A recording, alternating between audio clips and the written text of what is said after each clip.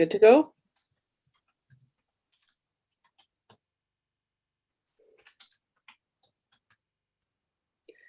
Okay. Hello, everybody. Welcome to the District of Sechelt Committee of the Whole meeting for Wednesday, April 14th. The time is 3 o'clock, and I'd like to call this meeting to order and acknowledge that we are doing business today on the traditional homelands of the Sechelt Nation. I'm asking for any declarations of conflict from council. And seeing none, are there any additions or changes to the agenda? Hearing none, can I have a motion for adoption, please? And second, and all in favor? Thank you. Seeing no appointments or delegations or new business, we shall move right into business item 5.1, 2021, staffing requests and 5-year projection from Ms. Roberts. Take it away, Lindsay. Thank you. Hello, everybody. I'm just going to share my screen for the presentation.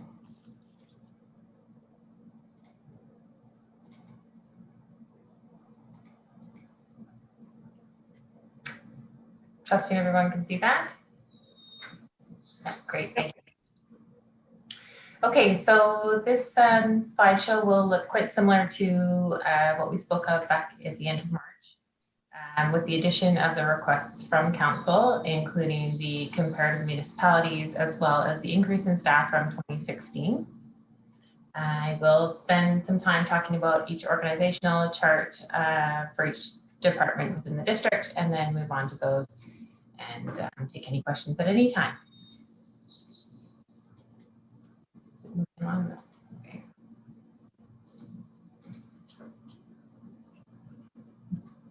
Darn. Sorry, folks, 1 second.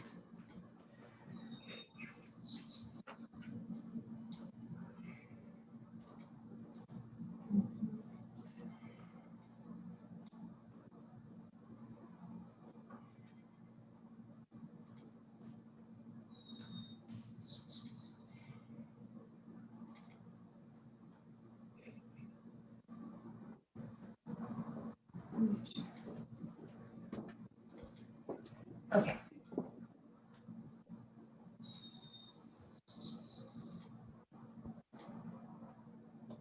Okay. Can everybody see the administration slide? Yep.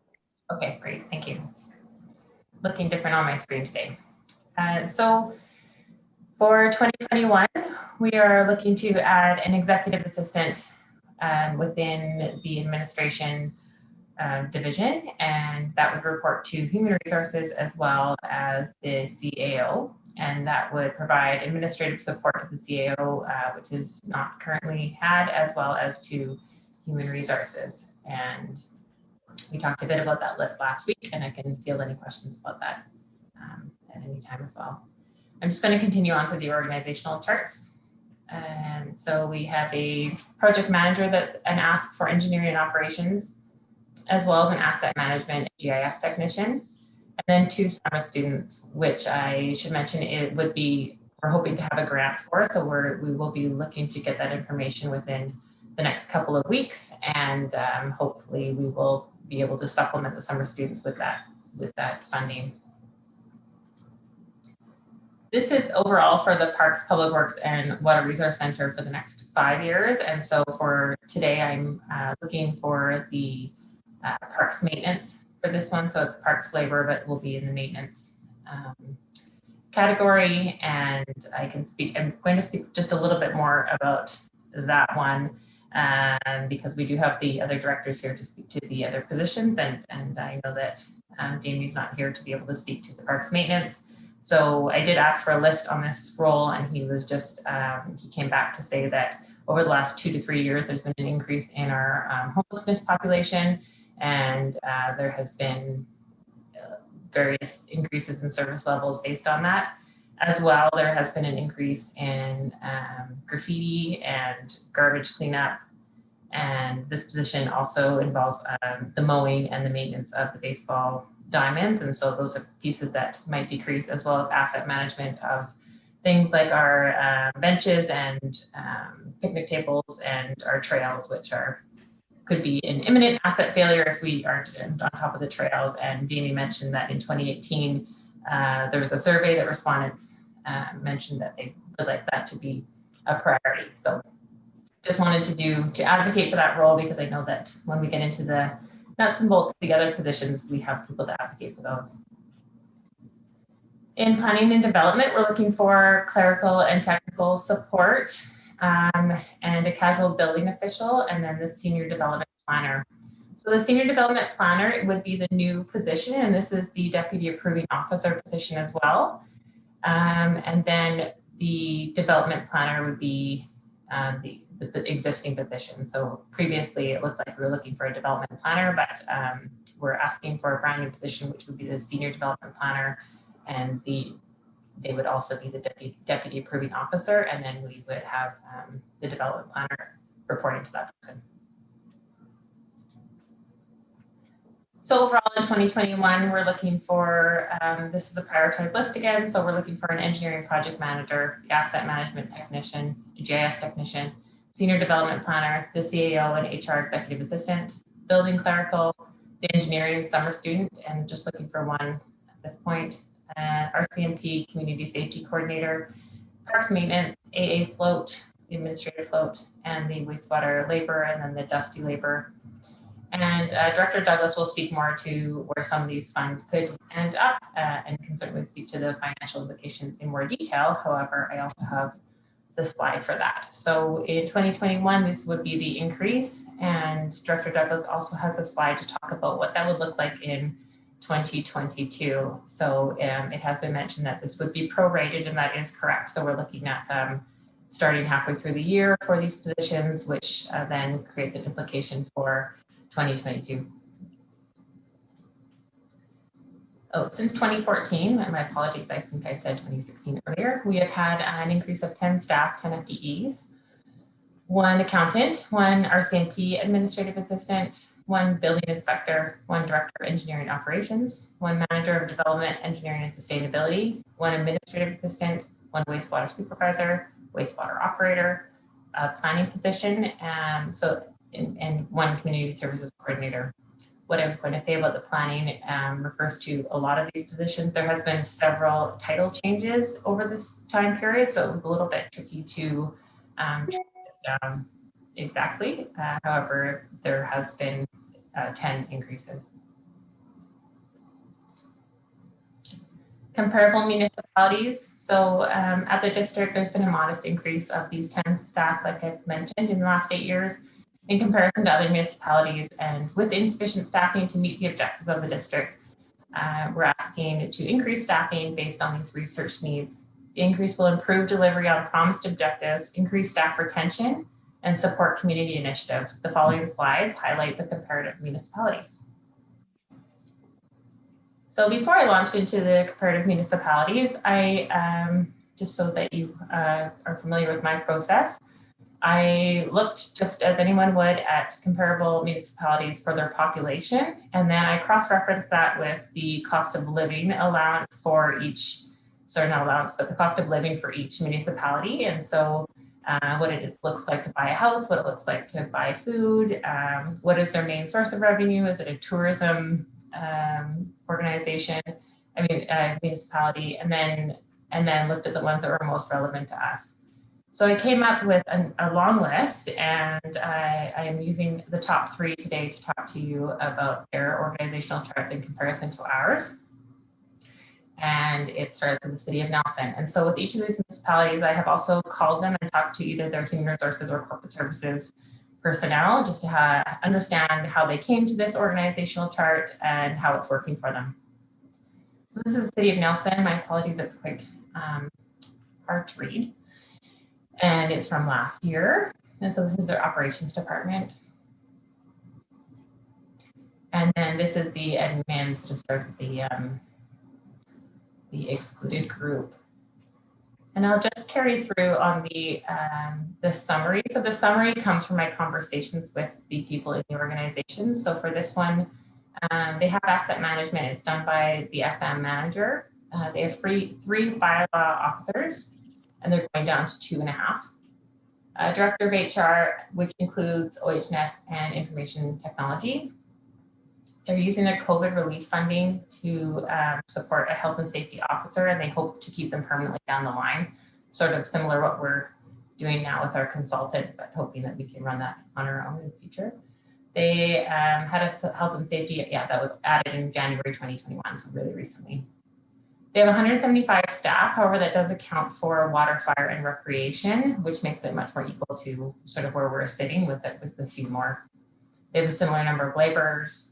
Communications is one person who doubles as the EA to the CAO, and mainly is monitoring social media, is what the verbal report was. They have a manager of corporate services who's also now becoming the deputy CAO to account for succession planning for their CAO. And each department has their own administrative assistants. This is the city of Kimberley, so it has a bit of a less population than us. They're at 7,425. And this is their entire organization.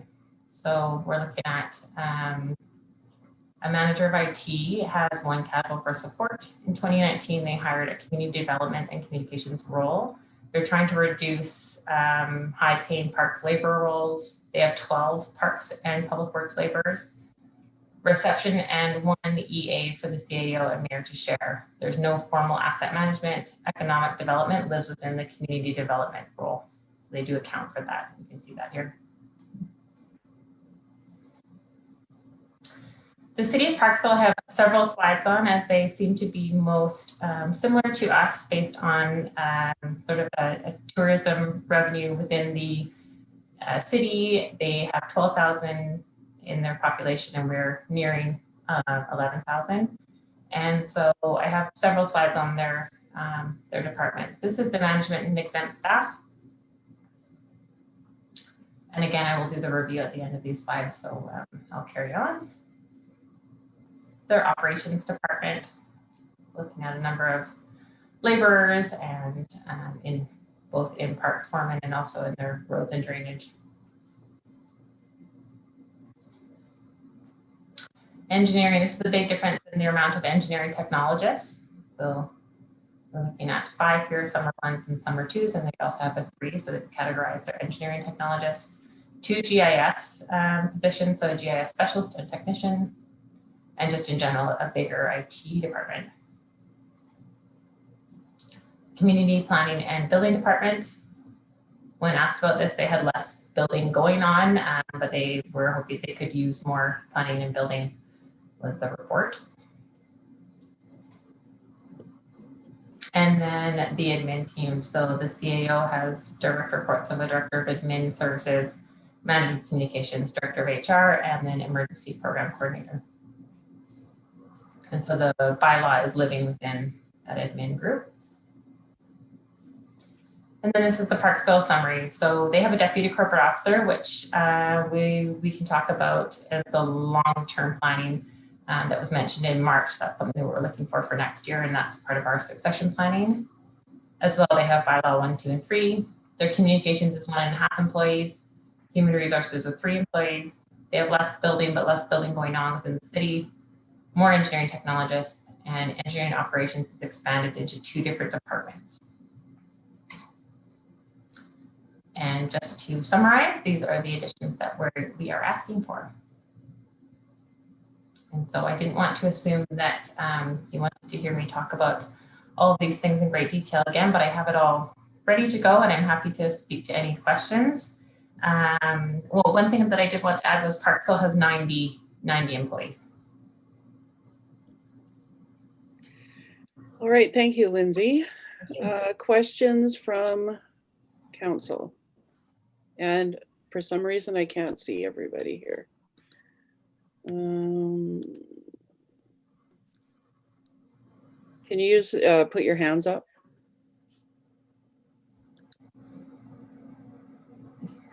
Councillor Scott. When you use through your slides, you had said that use Nelson for an example. they had all the hydro parks or recreation and stuff like that. I'm assuming you took that into account and subtracted that staff from that role as comparative to ours?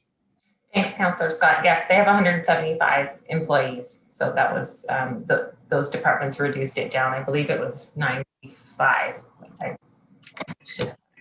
Yes, I accounted for that. Okay. And when you look at those communities as far as their tax roll goes, is it similar to ours? So Nelson is a little bit different because they have those pieces, and I believe Director Douglas had some more information on the way they did their taxes. But yes, it's in particular Parksville is very similar to ours and Kimberley. And it was there are a few more organizations that are cities that are similar, but these seem to be the closest fit. Mm-hmm. Okay. In all accounts. Thank you. Any other questions from council for Ms. Roberts? Director Douglas, did you have anything to present on this topic as part of this report? It'll come as part of my my PowerPoint. Okay. So for this item 5.1, we are looking for decisions today on these positions, or are we not?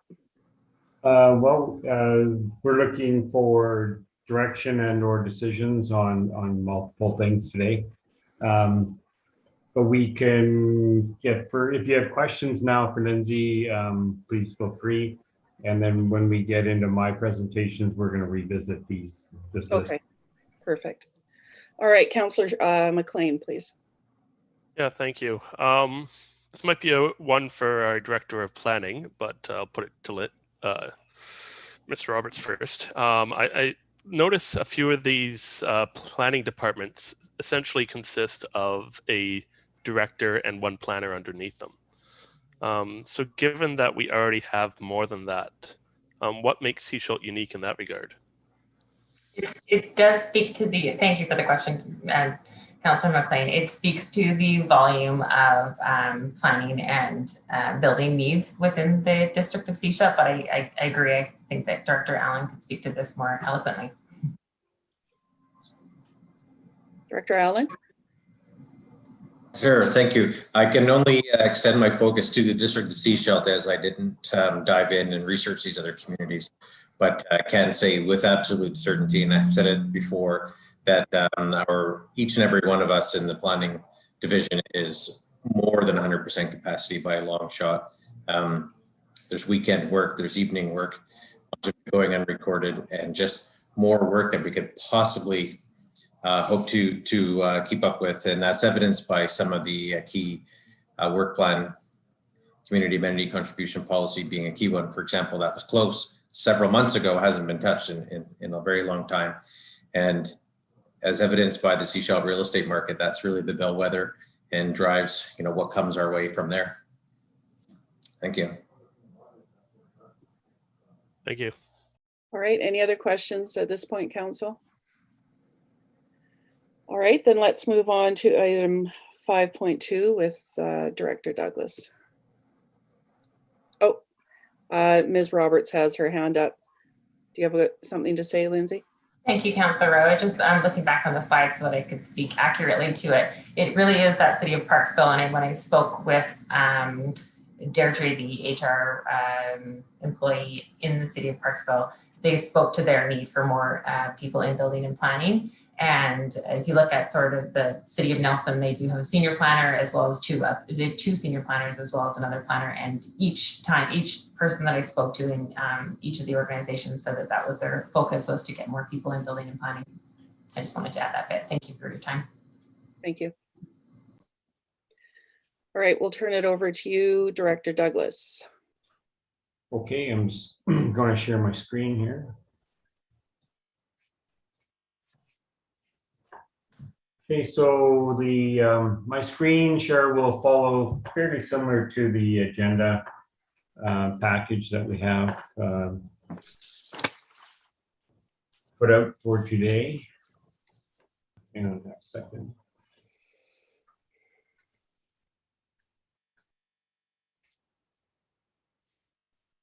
Okay, so we're going to be reviewing the 2021 general operating fund.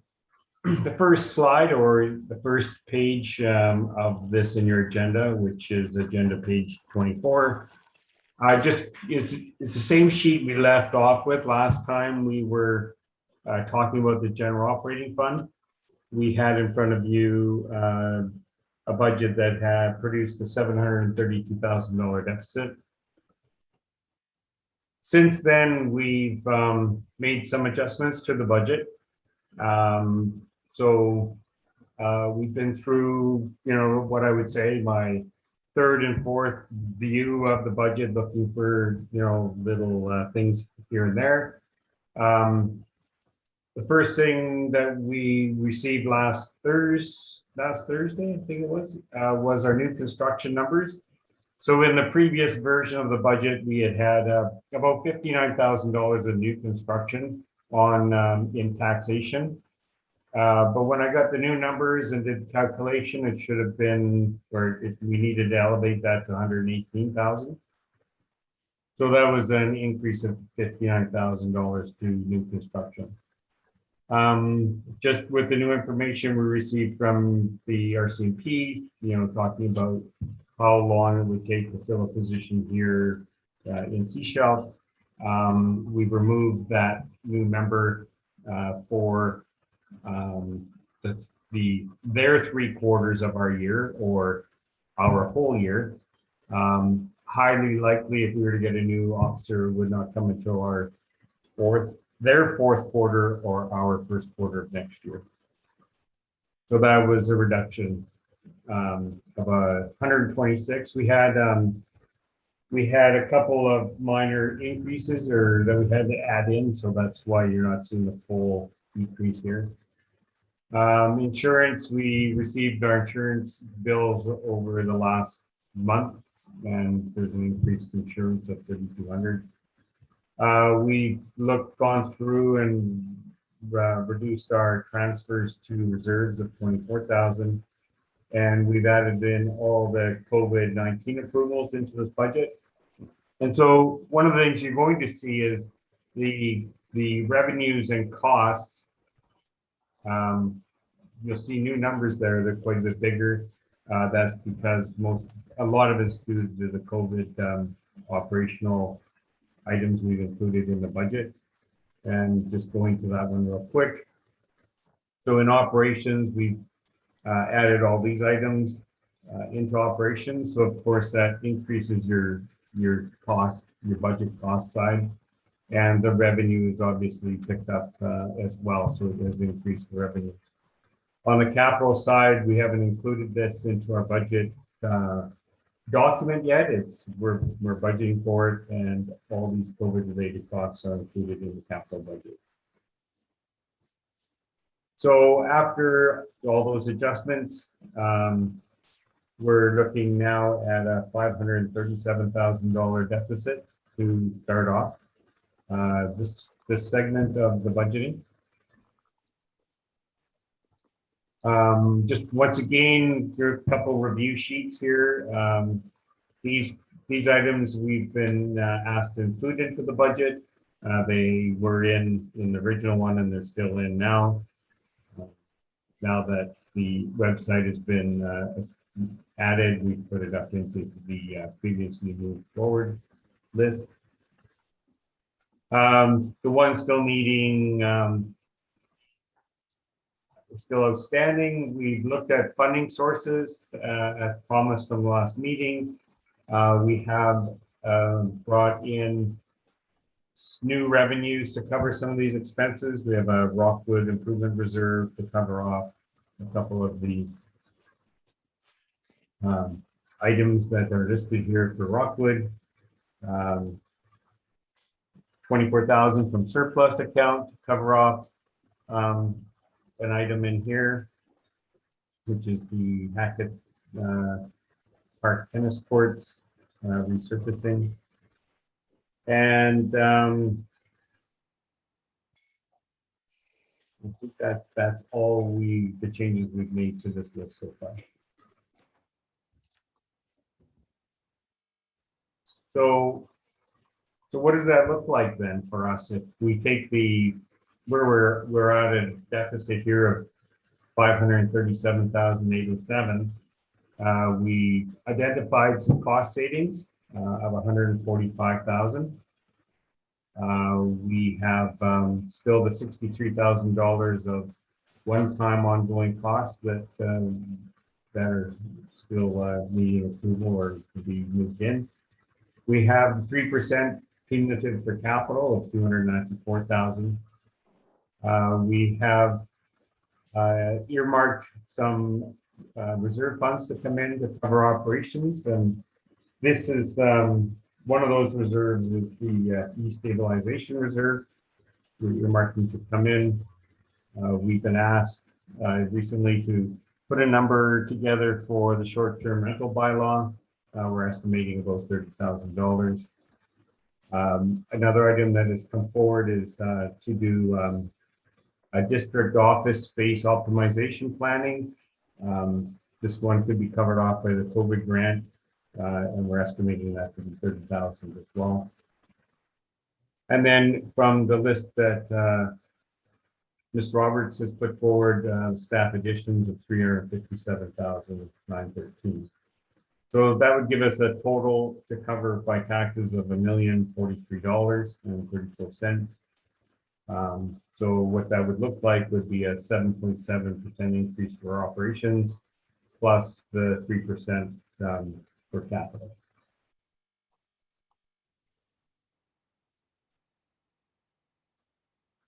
So this is list the 2021 staff addition list is the same that Ms. Roberts had in her presentation.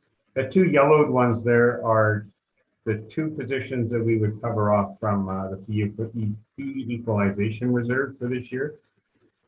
And so the tax hit for staff additions would be a little less than 357. In the second side of the slide is what the additions would cost in 2022. So you'd be looking at 357,000 in 2021 and 328,000 in 2022. So that's because the staff additions for 2021 would be for 6 months, and then we'd have to pick up the second 6 months in 2022.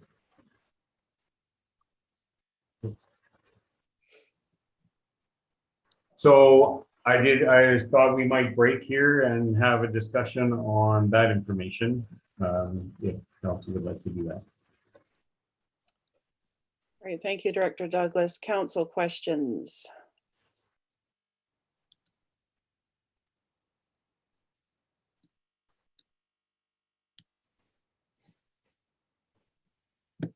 No questions. I don't see any hands. Councillor Kuster, is that a wave? Yeah. I did raise my hand on the thing, but maybe you can't see it. Oh, now they're coming at it's slow. Yeah, it's up there now. It wasn't. Okay, Councillor Kuster. Okay, I just wanted to make a comment. So after reading last night, I can say I struggled a little bit with the information. Lots of financials, but I was looking for some more details. So I'm hoping to get that all cleared up today. But one thing I did email Director Douglas was, for me, and I feel like if I'm asking the question, the public probably is as well. So if we know a 1% increase is, I think it's $96,000, what does that equal on someone's actual property tax? So how much is a 1% increase? And I believe he emailed me back and said it's around roughly for an average household $15. And so I think that's important to bring up and let everyone know that. And if I'm wrong, Director Douglas, please correct me if I misread your email. That'd be great.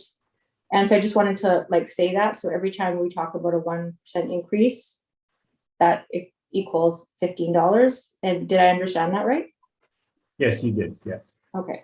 Perfect, thank There's a you. few variables that play a part in that, but it's Of course. between $13 and $15 somewhere in there. Right, for me, my brain works that way, like what I need to know a dollar value, so that was very helpful, thank you. Councillor McLean.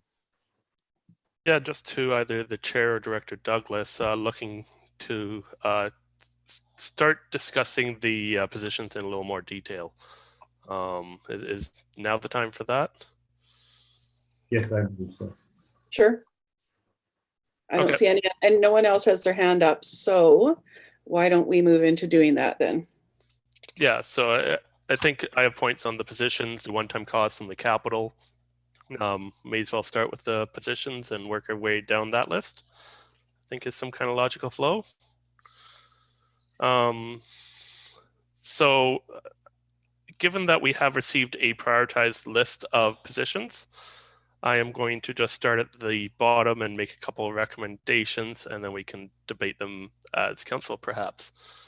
Would you be able to put that slide back up for everyone? Director Douglas, or? Yes. Could we make a motion to receive all the reports? Oh, I'm sorry. It's okay. Can I have a motion to receive all the reports, 5.1 through 5.5? And a second, all in favor? Thank you. Okay, so I think we're just trying to get the screen share going, but I'm going to start with the RCMP Community Safety Coordinator.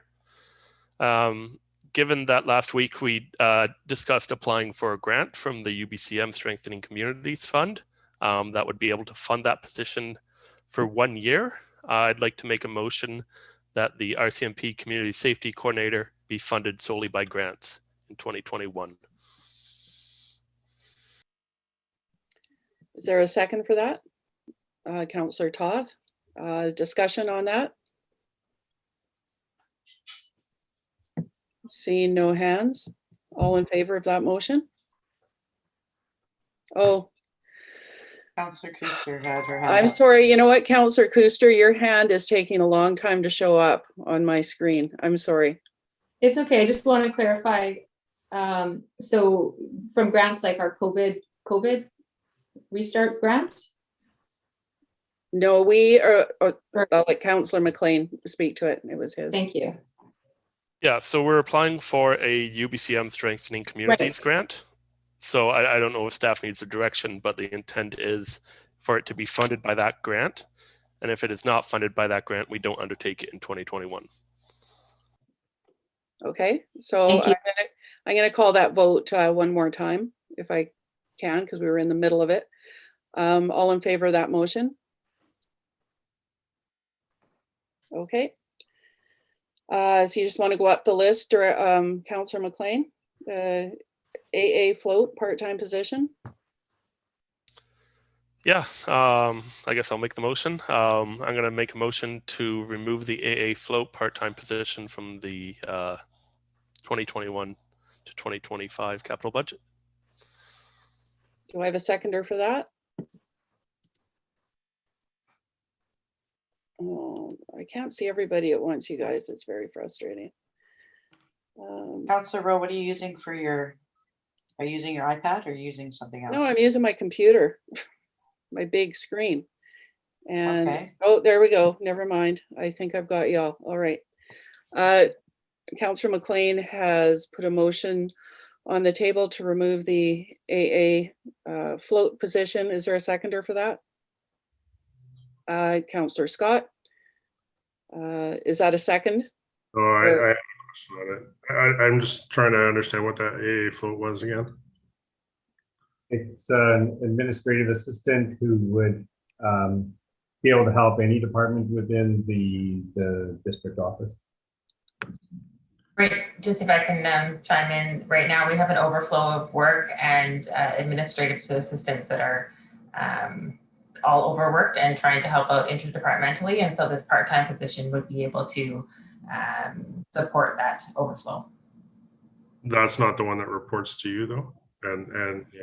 No, this would report most likely to finance based on the number of AAs that are there, or to corporate services, and then would support all departments, but not for the CAO and HR role.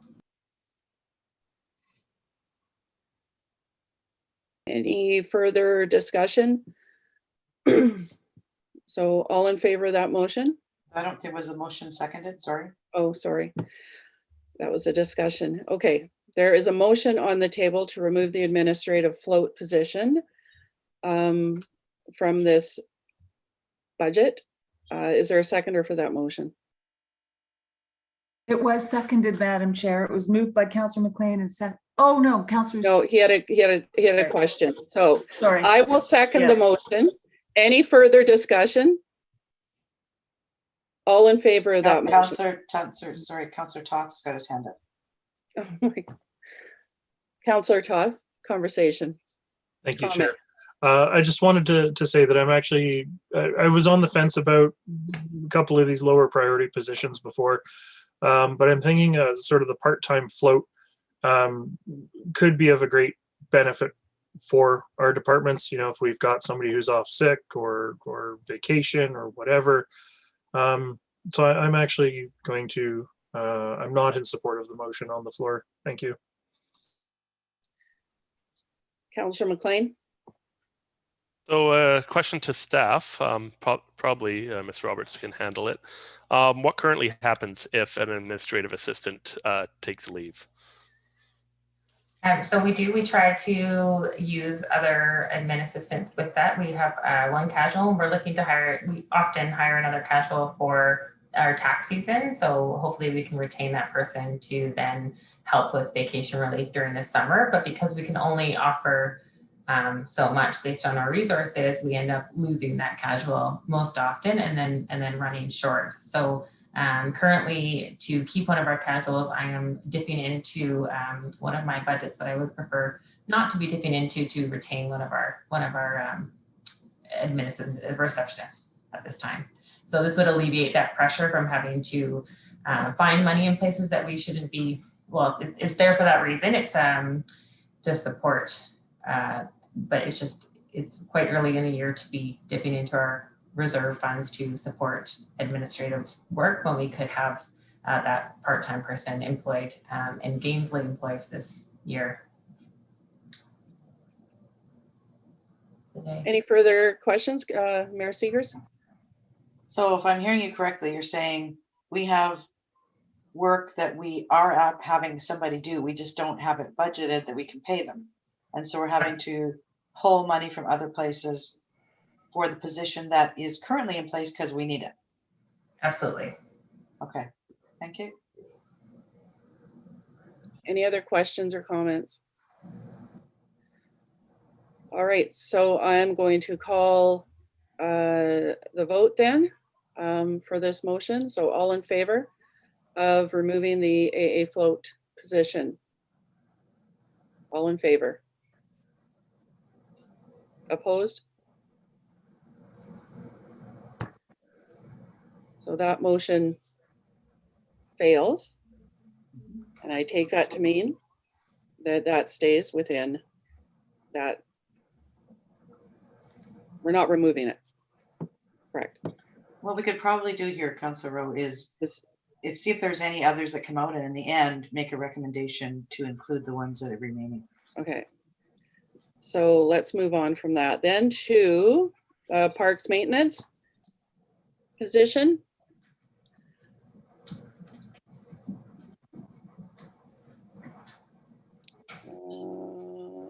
Any comments or conversation? Councillor Toth? Thank you, Chair. I would like to defer the parks maintenance position to 2022. Is that a motion? Yes, it is. Do I have a second for that motion, Councillor McLean, or is that a comment?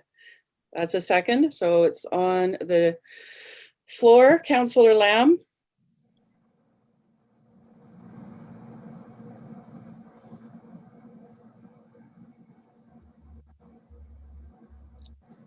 Did we? No. You're muted, Tom. I can't see if your lips are moving. And your video's off. Yeah, I'm just going to move on to Councillor Scott to let you get sorted there, Councillor Lamb. So Councillor Scott? So the parks maintenance thing was a bit compelling, and you know, I know they help on dealing with some of the homeless camps and public works side of that. I'm curious, you know, based on what we had this year, what did we end up deferring when we had to deal with all these extra items like the homeless camps and stuff like that? Was stuff just not getting done, or was it deferred, delayed, or how did it flow this year without a staff member there? So what I was mostly hearing from Jamie was that the asset management piece, so knowing we'll have a more difficult time knowing what needs to be repaired because nobody will be able to be looking in on that, as well as the tens of numbers of trails that need to be looked at. And then it was the upkeep of the fields. And then the graffiti thing has most recently been a bit out of control. So all of these pieces. And then, as I mentioned in March, one of the biggest indicators of this needing this position was the agreement with the SCRD and the sharing of the equipment. And so, yes, our parks manager, Jamie, has just mentioned that most likely won't be possible to utilize in the way that they had hoped. They're aware that this might be something that is deferred until 2022, but again, I wouldn't be doing my job if I didn't advocate for all of these positions. So I felt like I was a bit heavy-handed on my conversation around parks, but because our parks manager isn't here today, I just wanted to make sure that you guys were aware of why that position is being asked for so imminently. Thank you for that. Councillor Lamb, did you actually want to say something, or are you okay? Yeah, no, I'm in again. Okay. Yeah, you know, I think I'd like to defer this. There's two things. Like, I think that the Parks Department has to have a look at what they're doing, or how they do their gardens. You know, the little bit that I am around Sechelt, I see parks completely digging up a garden and then replanting it. You know, in my home garden, you know, I plant it, and yes, I go through and I grub it out every year and put some fertilizer in it and stuff like that, but I get the same flowers back every year. I do stuff, but like if you go down to Davis Bay right now, they've just ripped out a whole big area that, you know, to me was mature plants. And if they're not, then let's put some plants in there that will grow for a few years. You know, the only way that I would vote on this is if they promise to go and work 2 days a month over at the Water Resource Center and clean that mess up over there and make it look like it's a $30 million building that the District of Sechelt owns. So I'm just not in favor of it. I'd like to see them, you know, put some direction into what we're doing here. Thank you. Thank you. Councillor McLean? Yeah, so maybe to say what Councillor Lamb said in another way. I think if we do not, or if we defer this to next year, what we need to make a decision on is what we don't want to be done. So I think that's a future conversation I'd like to have after the budget is done. Kind of sit down and say, what are our priorities for the Parks Department, and what maybe can we reduce the service level on? Because I think we have recognized that we have a high demand. So if we don't increase our staffing to this level, we need to figure out what we want to drop. And associated with that, when we get to the capital budget, I think one of the items that's fairly low on my personal list is the vehicle for trails maintenance. That's something that can help make our Parks Department more efficient. So perhaps if we drop this position, we can maybe go more towards including that piece of equipment to help them be more efficient with what they currently have. Okay, Director Dillon? Yes, thank you, Chair Rowe. It is my division, so I will speak to this. I think part of the issue here is with new development. Every time we do have new development, we do take a portion of that land as a new park.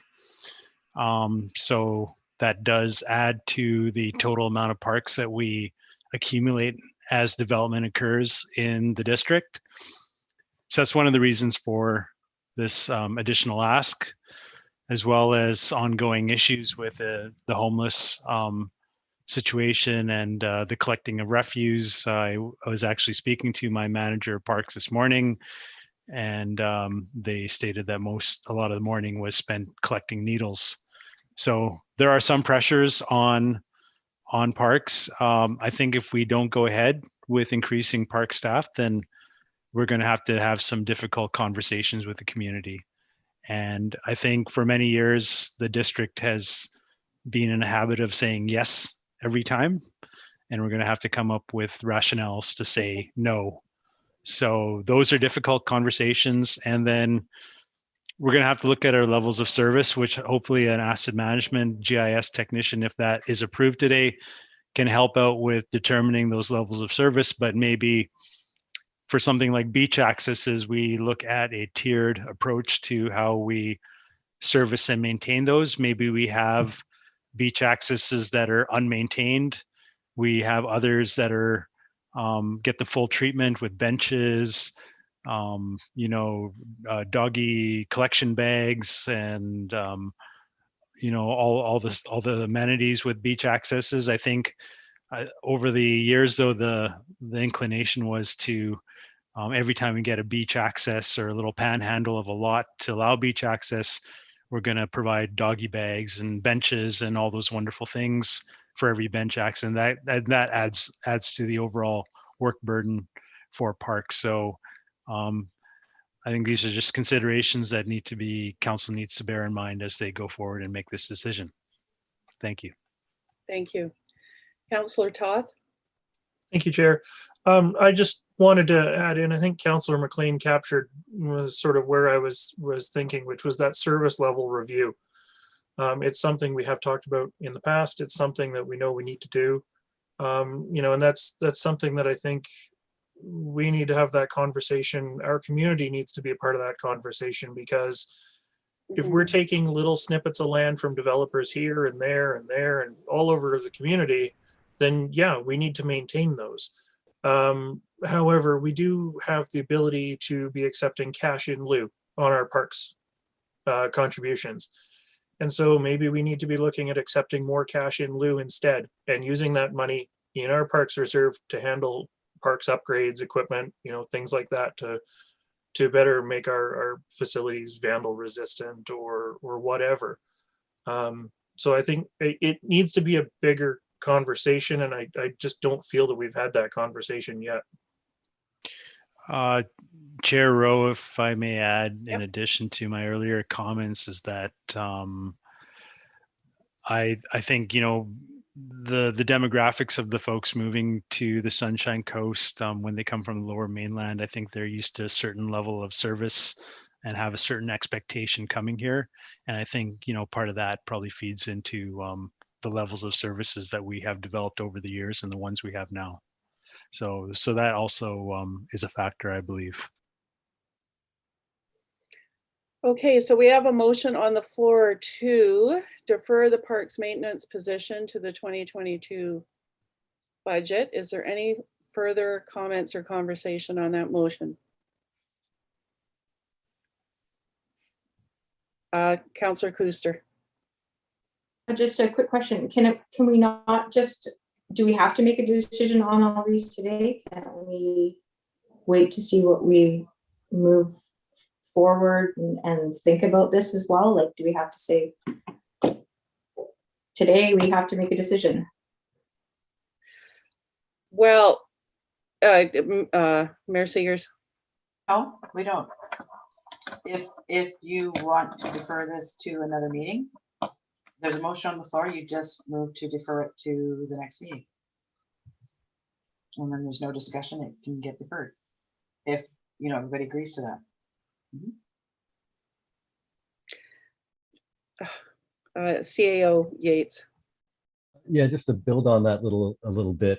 Yeah, you can certainly defer, but we are running out of time. And so the CFO and his staff need some direction as to where you're trying to get to, if that helps at all. We can't just keep on going meeting after meeting. We're going to have to draw the line here somewhere and go, we're trying to get to a point. So That was don't need going- a final answer today, but we need some direction to prepare the bylaws for the upcoming meetings. Right. So, but right now we have a motion on the floor that we need to vote on, correct? And that motion is to defer this position to the 2022 budget. So all in favor of that motion? So that's 1, 2, 3, 4. That motion is carried.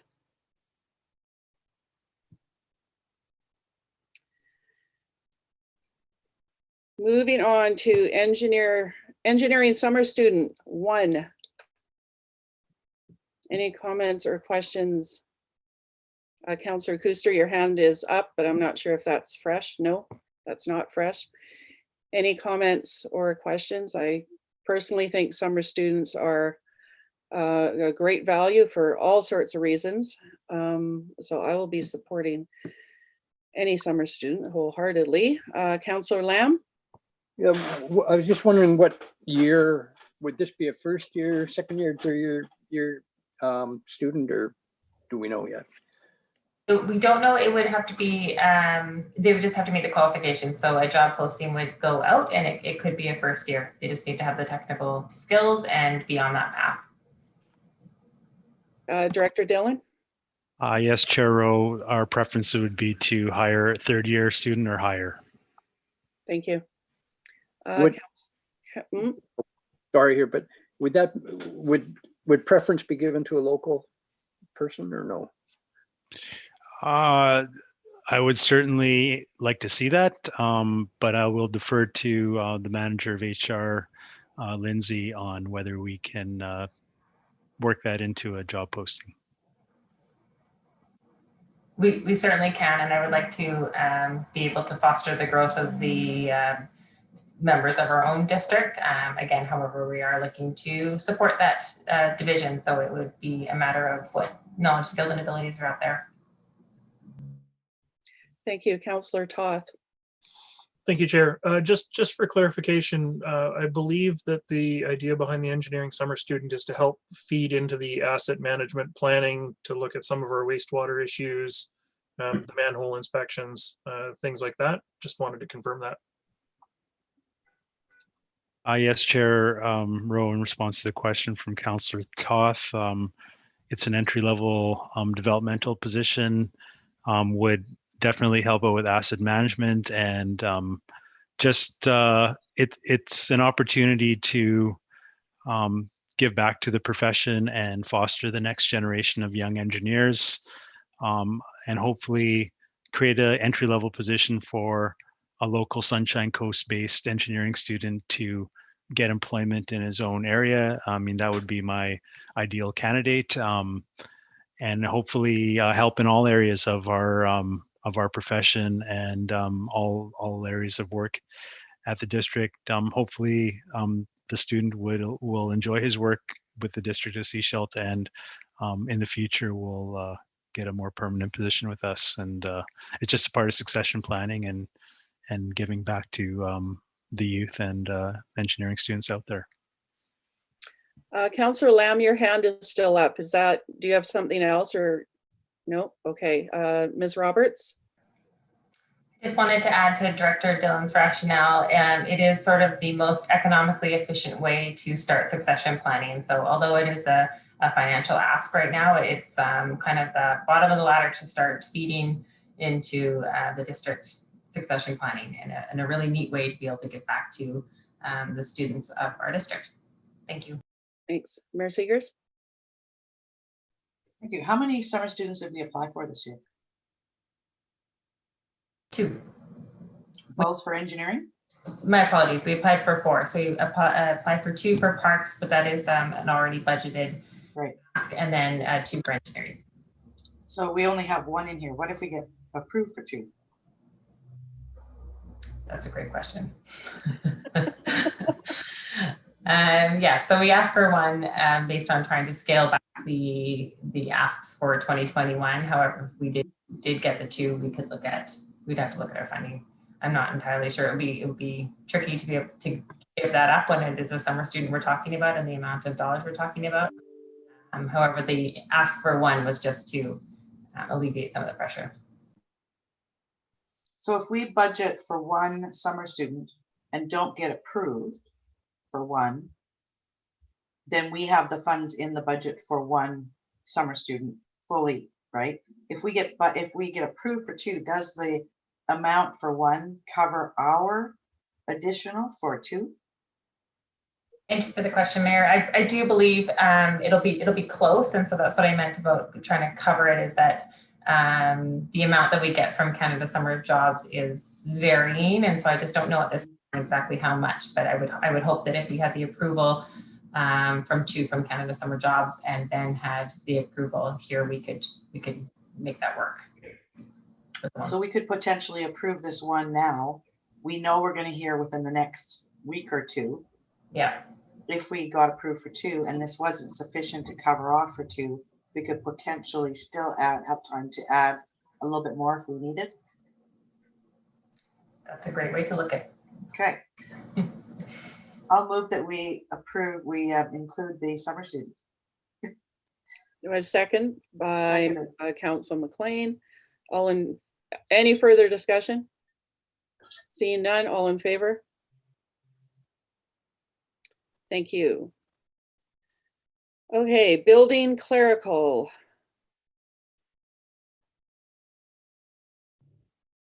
Director Douglas, were you just waving, or did you have something to say?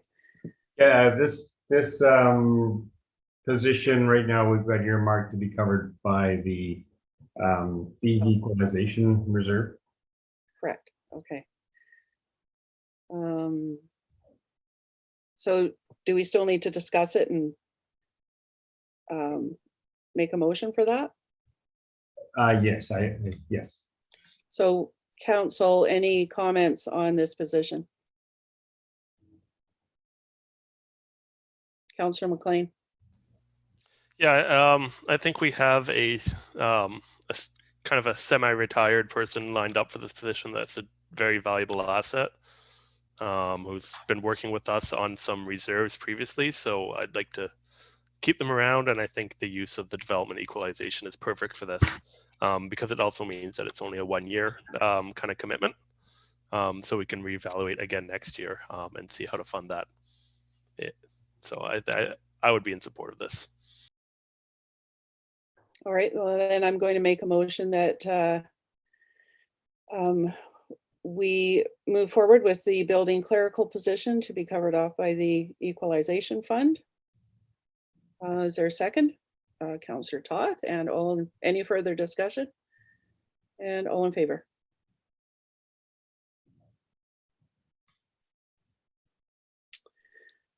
The CAO HR Executive Assistant position. Discussion from council. Any comments or questions?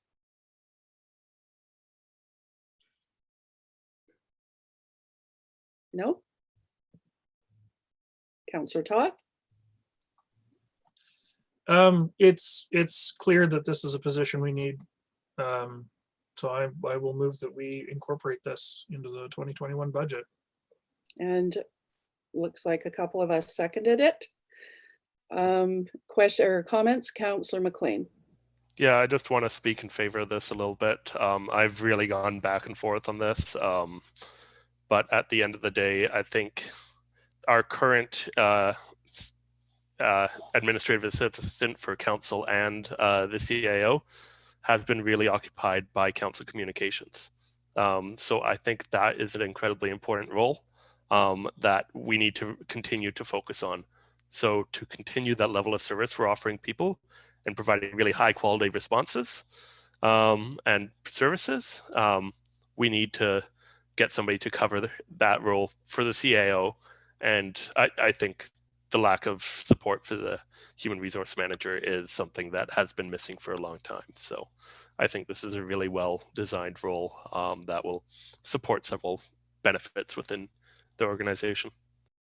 And I would speak mirroring exactly what you've just said. I think we're a pretty demanding council when it comes, and I mean that in a good way, but we ask a lot. And I think we need to be able to support.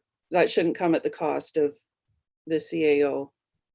And I'm the HR manager definitely deserves some assistance as well. So I will make a motion that the CAO HR executive assistant position is moves forward. And do I have a seconder for that? Councillor McLean, any further discussion on this position? All in favor?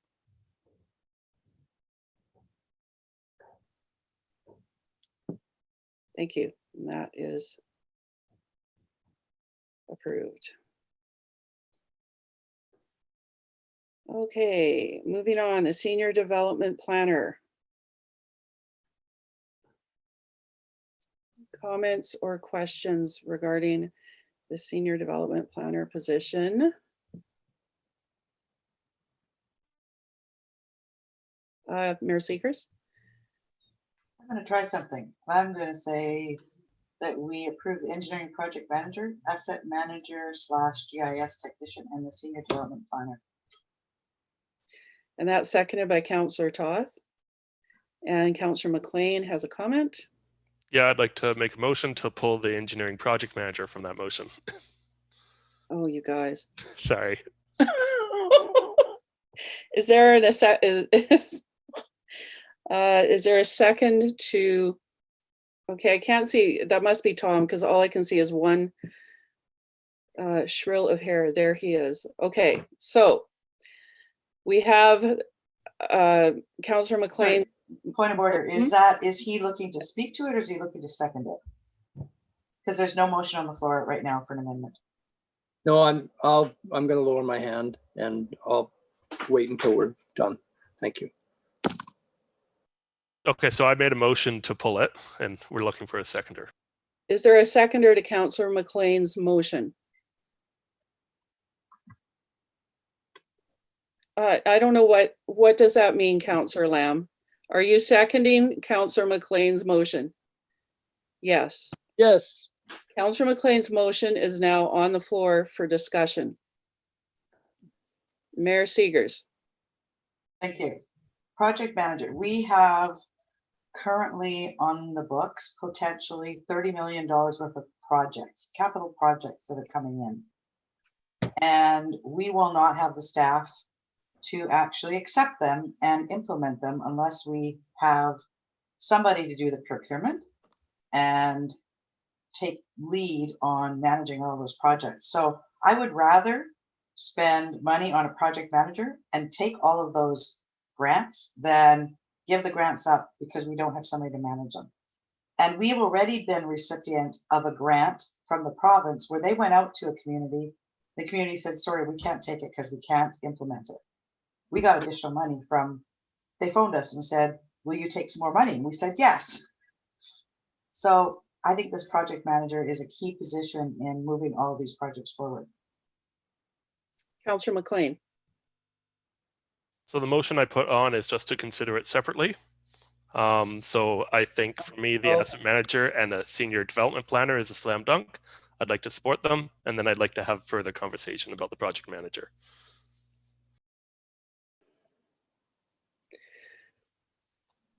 Okay, so to be clear, Councillor McLean's motion is to remove the project manager position from Mayor Seeger's recommendation to approve 1 through 3 positions, okay? And discuss it separately. Given that it was seconded, are we in favor of Councillor McLean's motion? I'll go for that. All right, so that is approved. So we are going to, so sorry, Mayor Seegers, just so I'm clear, your motion was never seconded. Do we have to do something to tidy that up?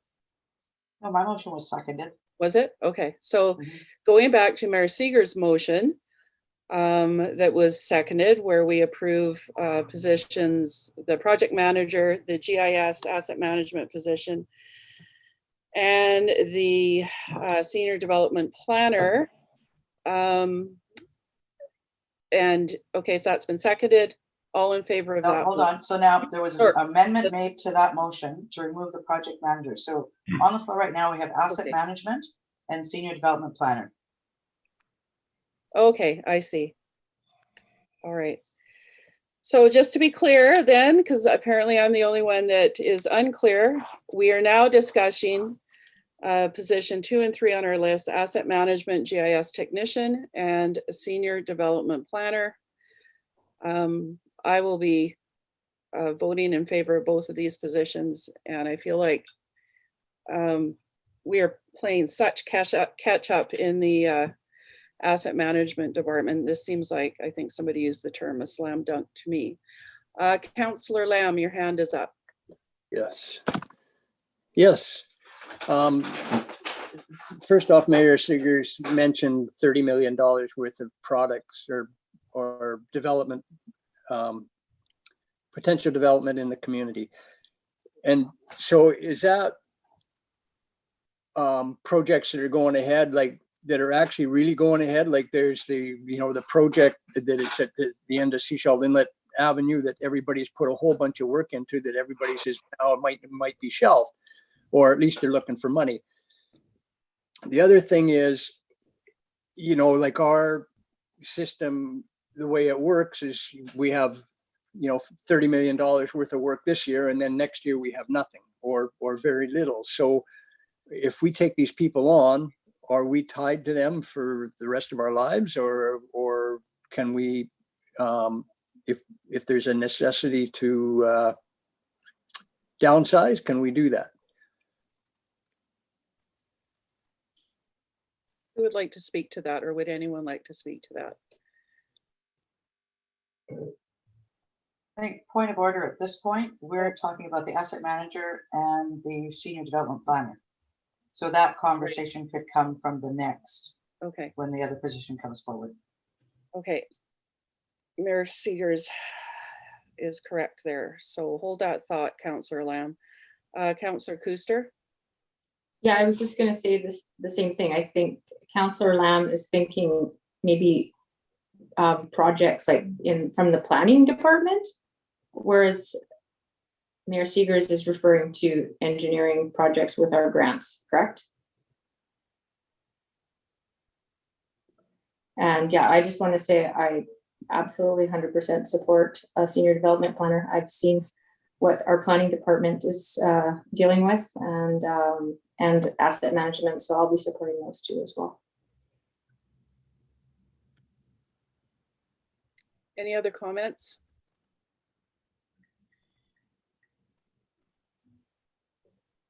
Okay, I'm going to call a question on the motion, which is to approve the position of asset management GIS technician and senior development planner.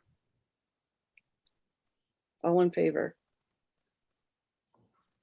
Any opposed? No, that is carried. Councillor McLean. All right, so let's deal with this last one, and I'm going to put a proposal out there for this last one. I'm not sure if Councillor Lamb's intention was about this. I have concern about the flow in projects and if it will maintain long term. So yes, I recognize the immediate need. However, I am concerned about that long-term need. So I'd like to move a motion that the engineering project manager be funded for 2 years by the COVID-19 relief grant. Is there a seconder for that motion? Question. Yeah, Mayor Seegers? Yeah, I'd go to Mr. Douglas. Is it actually eligible to be funded from COVID-19 funds?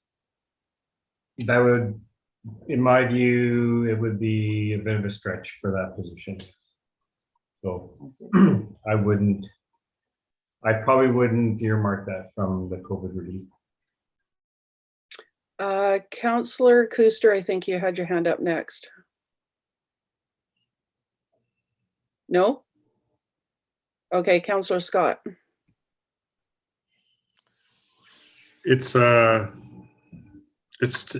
to make it a 2-year temporary position without just using a consultant.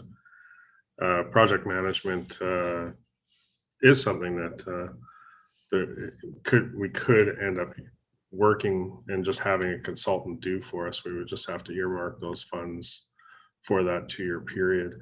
I would like to ask Director Dillon on his thoughts on just using a project management firm to do this on a 2-year agreement.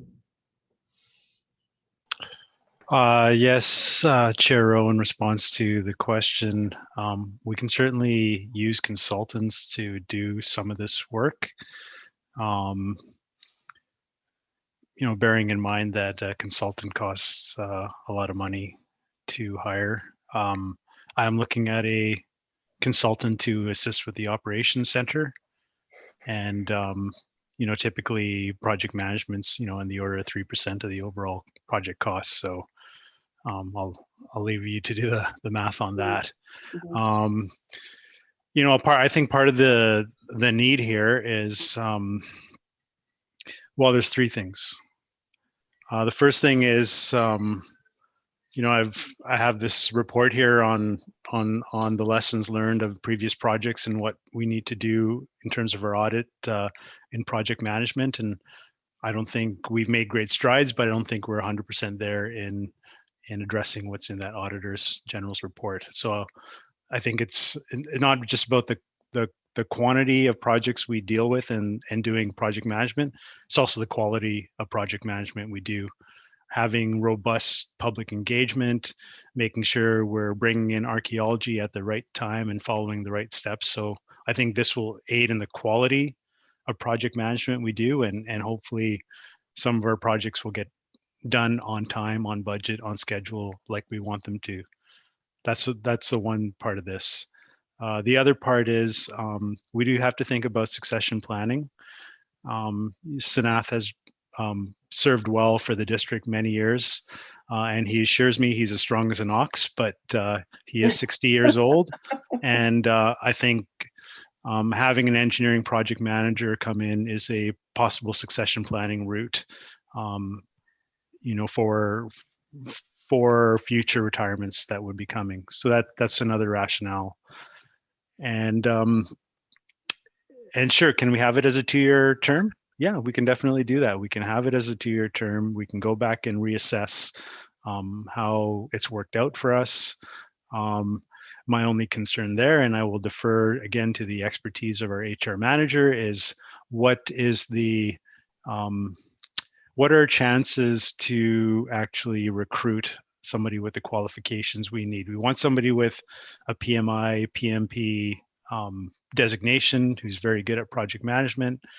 And we might, have a little bit of a difficulty if it's a 2-year term, but I'm sure it's not impossible. But those are the types of things that I factor into this decision going forward. And I could tell you right now, even if you take the grants off the table and say we're not getting approved for some of them, there's still a mountain of work that needs to be done that this project manager could definitely help out with.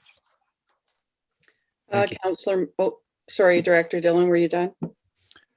Yes, and if the manager of HR wants to share her thoughts on the recruitability of somebody on a 2-year term, I would more than welcome her comments. Yeah, she's got her hands up here, or her hand up. Do you want to speak to that since we're on that topic, Lindsay? Yes, thank you, Chair Rowe, and thank you, Director Dillon. I agree that it is a bit more challenging, and this is information that you likely already know. The people that we're looking to recruit might already be in a permanent full-time job. They might be looking to come to the Sunshine Coast, but the unpredictability of a 2-year term does make it a bit tricky for recruitment. That said, it's not impossible, so I'm certainly happy to take on that challenge if that's the route we decide to go down. I just wanted to speak a little bit about the project management role. As Director Dillon mentioned, it is part of a larger succession plan.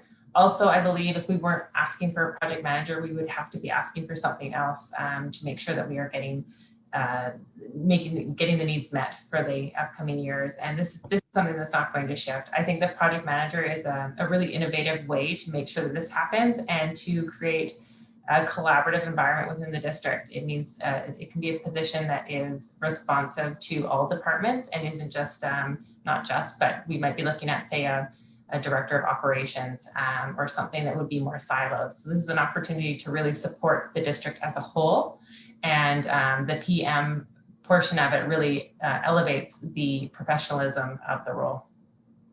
Thank you. Councillor McLean. Okay, so a few points. Just to speak to the funding source, I did tag the COVID relief grant because I believe our increased flow of projects is a direct result of COVID and upper level government's response, their economic stimulus. So although it's not direct to the health impacts of COVID, it's related to the economic impacts. Furthermore, I think that in the past year, a lot of our projects have been slowed by COVID. And if we want to look at, I could see this role as potentially filling that gap and picking up some of the slack that we had over the last year, and really trying to get caught up and providing that extra capacity. So that's why I tagged the COVID relief grant. In terms of the 2-year term, I think this is about being honest. I think this is saying, yes, we want to hire you for 2 years. I think the alternative is we hire somebody and then we end the position after 2 years. And that is not ideal at all. If we are making a decision to create a new position, it should be considered permanent. So I would like us to make this decision explicit that this is not a permanent position. This is to help us get over a hump in the next 2 years. And finally, I think within the project management industry, I have a lot of friends working in it. It is project-based. So for example, you have a construction project out in some random town, such as Sechelt. You move to that town, you work on that project, and then you move on into the next town and work on the next project. So it is kind of a feature of the career that you do move around a fair bit. The only difference here is it would not be with one company. It would be you are moving to Sechelt to work with the district of Sechelt, and then you'd move on to a different organization after 2 years. So that's kind of my logic.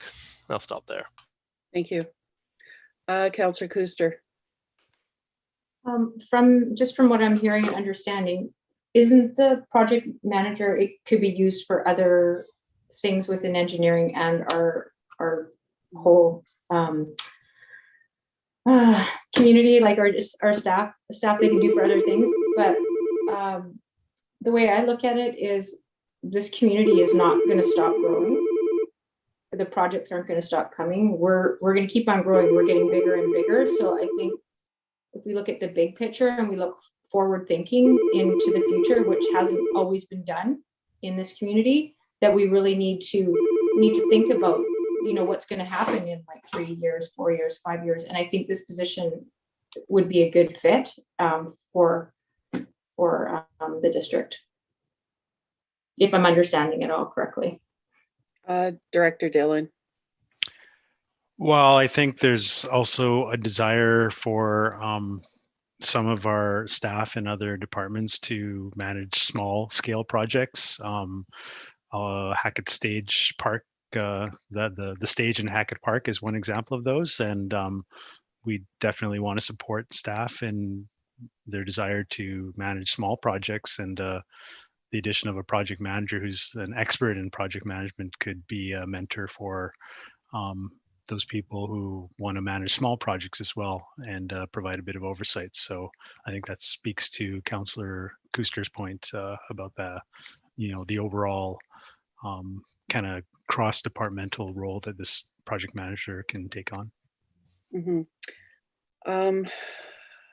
Ms. Roberts has had her hand up for a bit as well here. Thank you, Chair Rowe. And this is just a response to Councillor McLean's discussion. I certainly agree that project managers are maybe used to coming into a more project-based role. And so I just wanted to clarify that it might just lessen our pool a little bit. So there are public roles such as Vancouver Coastal Health, other municipalities that have project managers. And so if we're looking at that type of talent where they have municipal experience, we might be limiting ourselves with a TFT or a temporary full-time role. That said, it's not impossible. I just wanted to clarify that with the candidate pool might be a little bit smaller.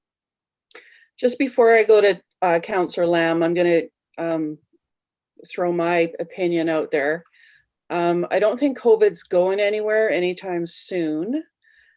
And I don't really see, I hear what Councillor McLean is saying, but this is how the provincial government and federal government is supporting municipalities. I don't have a concern that there's going to be a sharp decline in grants available out there that we are going to be able to take advantage of. I know from personal experience how almost literally impossible it is to get somebody to move here, at least in healthcare, for a temporary position. Number one, they can't find a place to live.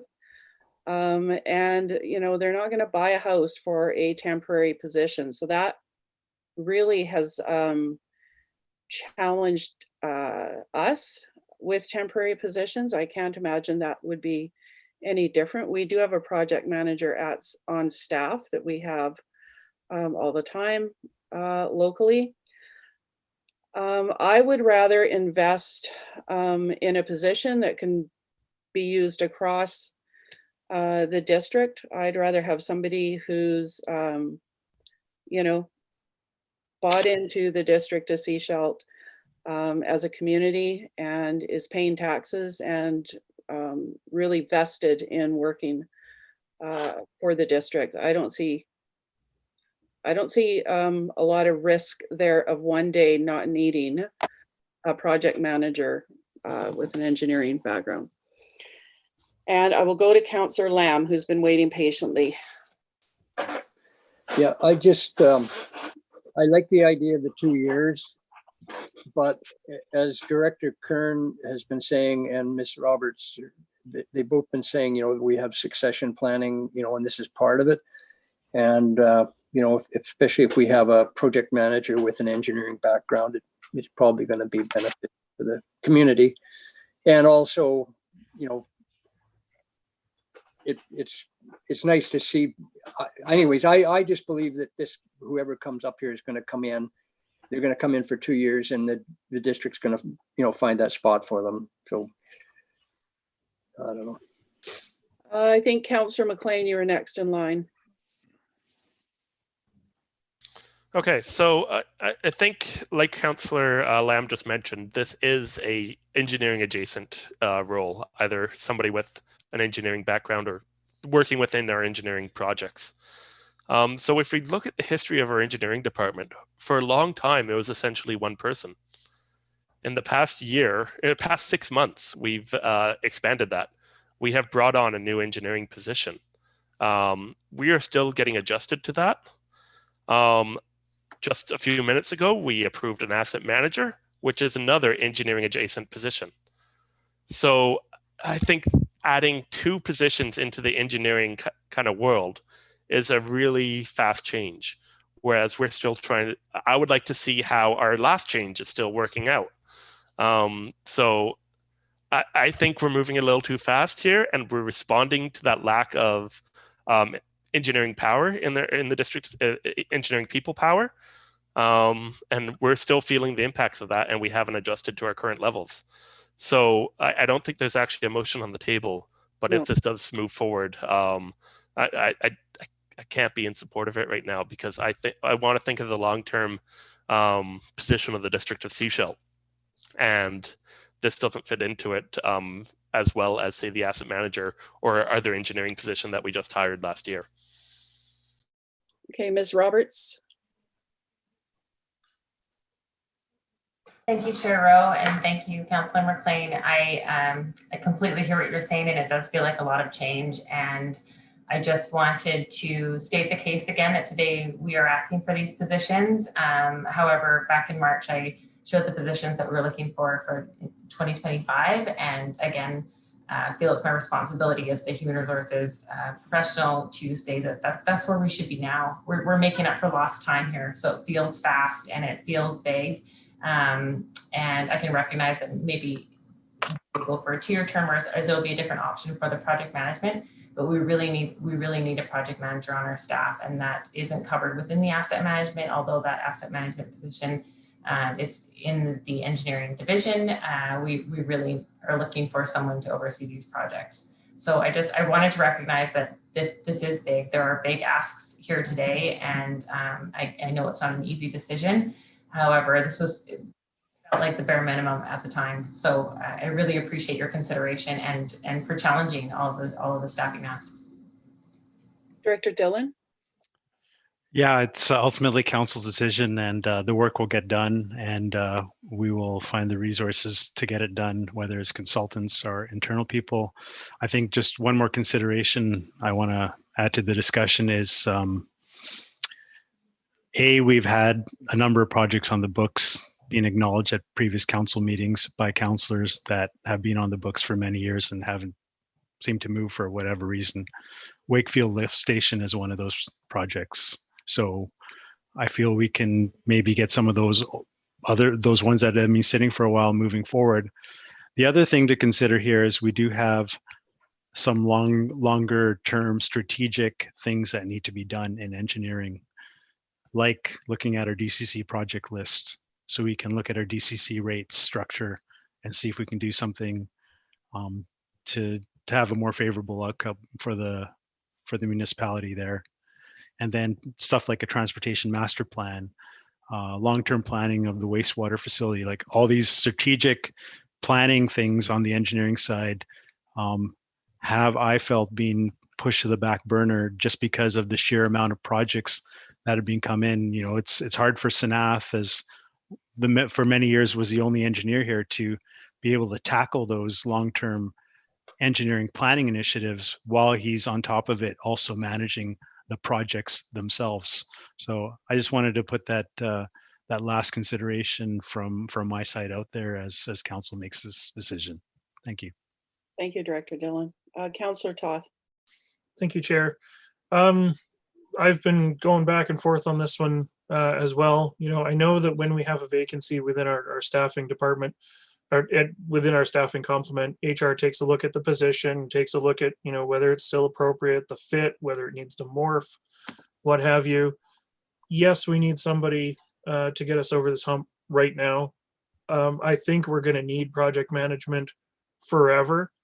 You know, we are growing. You know, within the horizon of our 5-year plan, we're looking at replacing our outfall. We're looking at probably needing to start looking at upgrades to the WRC to expand it. We have in our financial plan at this point, looking at reclaimed water infrastructure. So we're going to have projects going forward that we're going to need all the engineering help we can get, to be perfectly honest.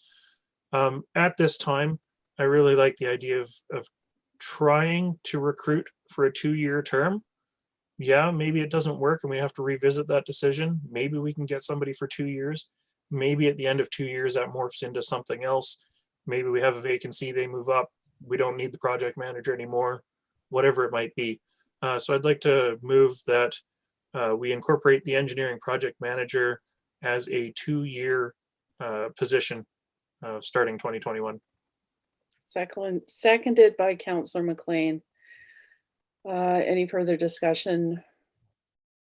I will call a vote on Councillor Toth's motion. All in favor? I see 3 hands. Opposed? I see 4 hands. That is defeated. So I will make a motion that we include the engineering project manager position as outlined going forward. Seconded by Mayor Seegers. All in favor? And that is carried. And that gets us to the top of our list. And I'm wondering, Floria, if you can just review what we've approved today. Excuse me, I think there's still 2 positions that were at the bottom that we didn't look Oh, at. I'm sorry. We didn't start completely at the bottom. Okay. I can say that's on Councillor McLean. Chair Rowe, Director Douglas had his hand up, I believe. Oh, I'm sorry, Director Douglas. Yes. Did you have are you something to talking say? about the sewer project or the sewers? Yeah. So the one has been approved previously. And the other one is waiting more analysis from staff. All right, so we should not concern ourselves with those today. No. Director Douglas says no. Councillor Toth, is that what your question was, or do you have? Yeah. No, no, Chair. I believe a motion failed to remove the AA float, but I don't believe we actually made a motion to include the AA float.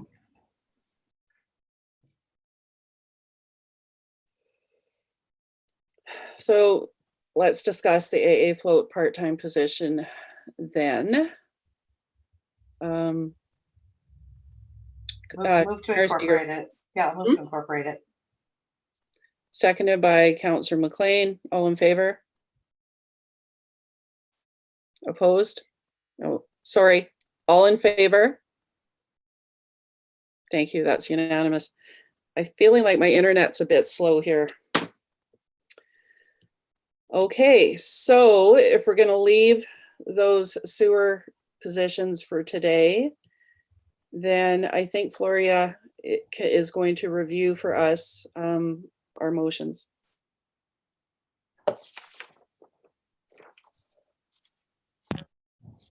Thank you, Chair Rowe. Okay, we have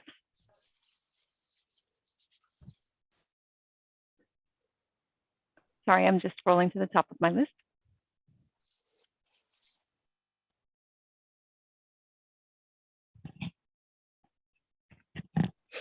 That the building clerical / RCMP community safety coordinator positions be accepted for 2021 budget.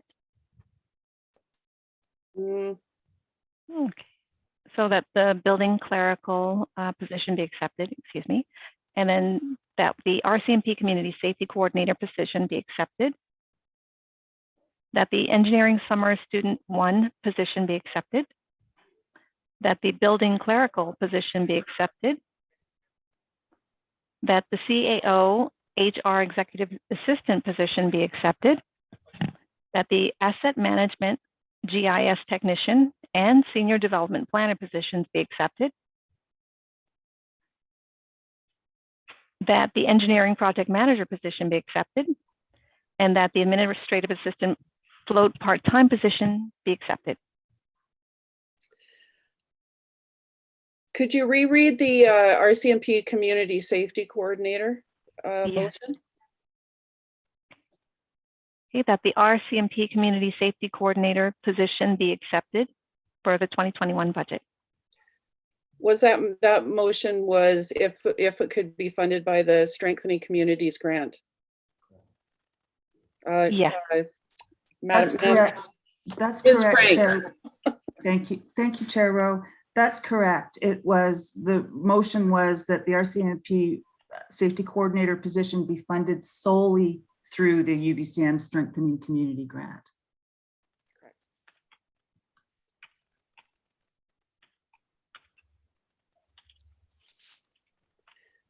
Okay. So what would council like to look at now? I'm scrolling.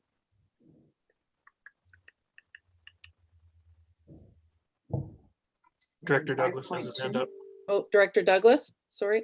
We could go to the outstanding one-time and ongoing issues. Okay, that's what I'm. Can somebody tell me the page if they're there? It's page 34 of the agenda package. Thank you. Okay. Councillor McLean, where would you like to start on this list? Let's start at the top. Okay. So Needs assessment and feasibility study for the Okay. cultural facility. Yep.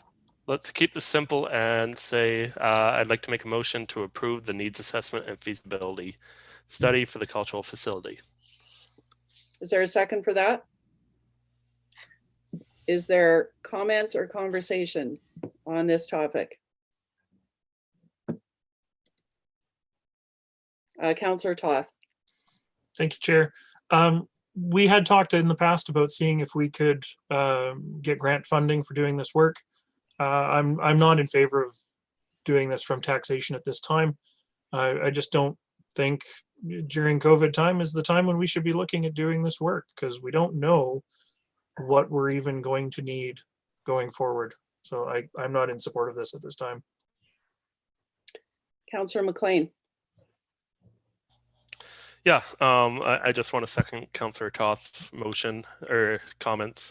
Even though I moved a motion to approve it, I'm just trying to keep us voting in the positive rather than voting for a negative, if that makes sense. So I'm going to vote against this motion. I think this is something that should come from the community first. This should come from a grant, come from donations. If we want to take a risk and determine the feasibility, that's something that should come from the community. If we want to actually fund it, then maybe we can look at the Community Forest Legacy Fund, the long-term one. But it's just not there for the feasibility study at $40,000 this year, $60,000 next year, $100,000 total. That money can be much better utilized in a much less risky way, because given that it's a feasibility study, the result could be that it's not feasible. Councillor Kuster. Yeah, I'm going to agree with Councillor McLean and Councillor Toth. I'm not prepared to support this taxation this year. We've been putting a lot through. Like we said, we're still in COVID to spend our money for taxation. Any other comments? I really want to see a feasibility study done, but I don't think this year is the year that I can support it through taxation. Mayor Seegers.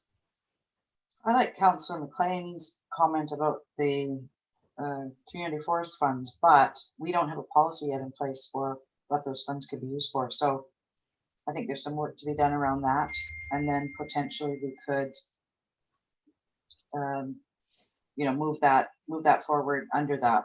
We need to keep that in mind. So I'm totally in favor of that too. I think it's something important for the community, for the whole Sunshine Coast, given the huge arts and culture community that's here, and particularly because they've been beaten up so badly during COVID, that having a facility down the road, whatever that looks like, to support them will be totally beneficial to the whole community. But I also understand the impact of taxes right now. Councillor Kuster, did you have another question, or is your hand just still up? Okay.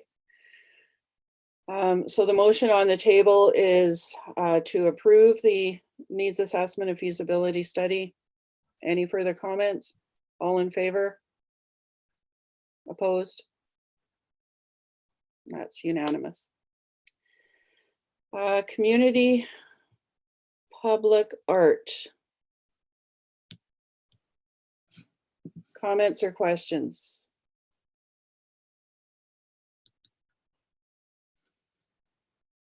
Councillor McLean. I'd like to make a motion to approve the community public art budget. I'll second that. Oh. Any further comments? Councillor McLean? Director Douglas wanted to jump in, so I'll go after him. Director Douglas. So I think the plan for now is that we're not identifying a project here yet. We would be putting the $15,000 into a reserve annually to build up to a project. Okay. Councillor McLean. Yeah, so I'm going to actually speak in support of this project. I think we have a lot of resources behind arts and culture, but we don't have a lot of funding. So what this would do is provide a core stable source of funding for public art. It's something that I think the citizens of Sechelt appreciate. And in COVID times, like the mayor said, artists are struggling. So rather than put it in a reserve for this year, I'd like to see it spent on some kind of small project, and just keep that continual investment in the arts through direct investment. So I would like to see this move forward. Any other comments? All in favor? Opposed? Would you like that recorded? Councillor Scott is nodding his head that he would like his opposition recorded, Floria. Hackett Park tennis court resurfacing.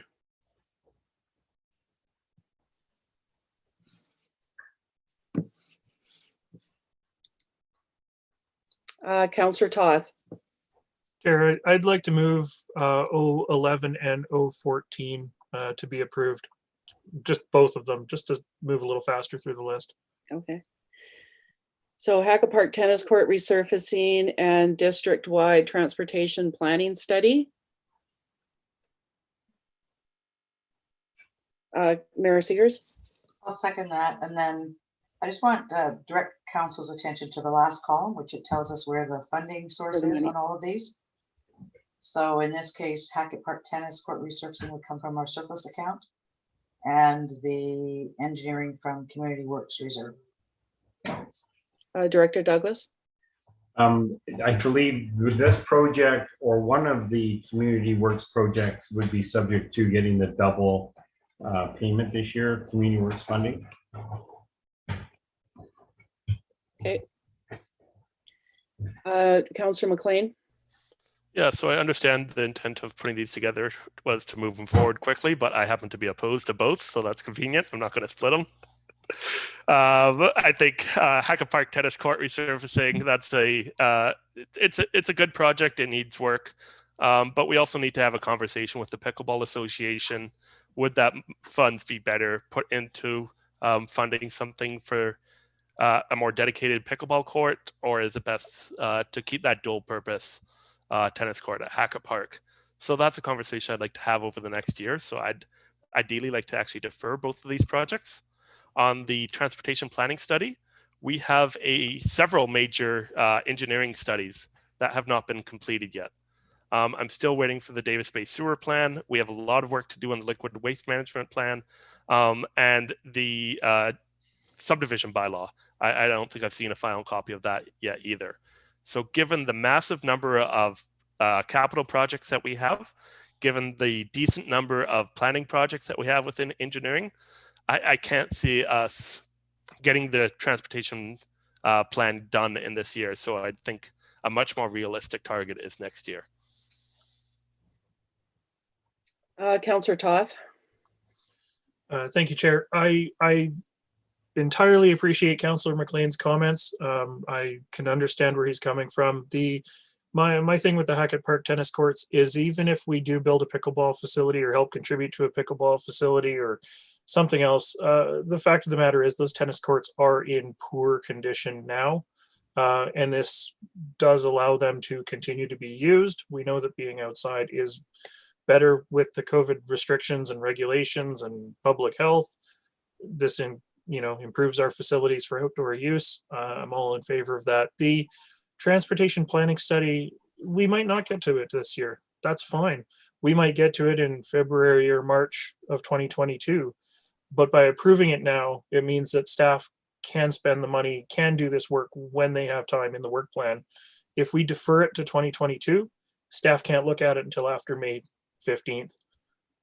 So I'm fully in support of these moving forward. And I do want to acknowledge that the transportation planning study was originally identified to be funded from taxation. So I'm happy to see that change to the Community Works Reserve. Thank you. Mayor Seegers?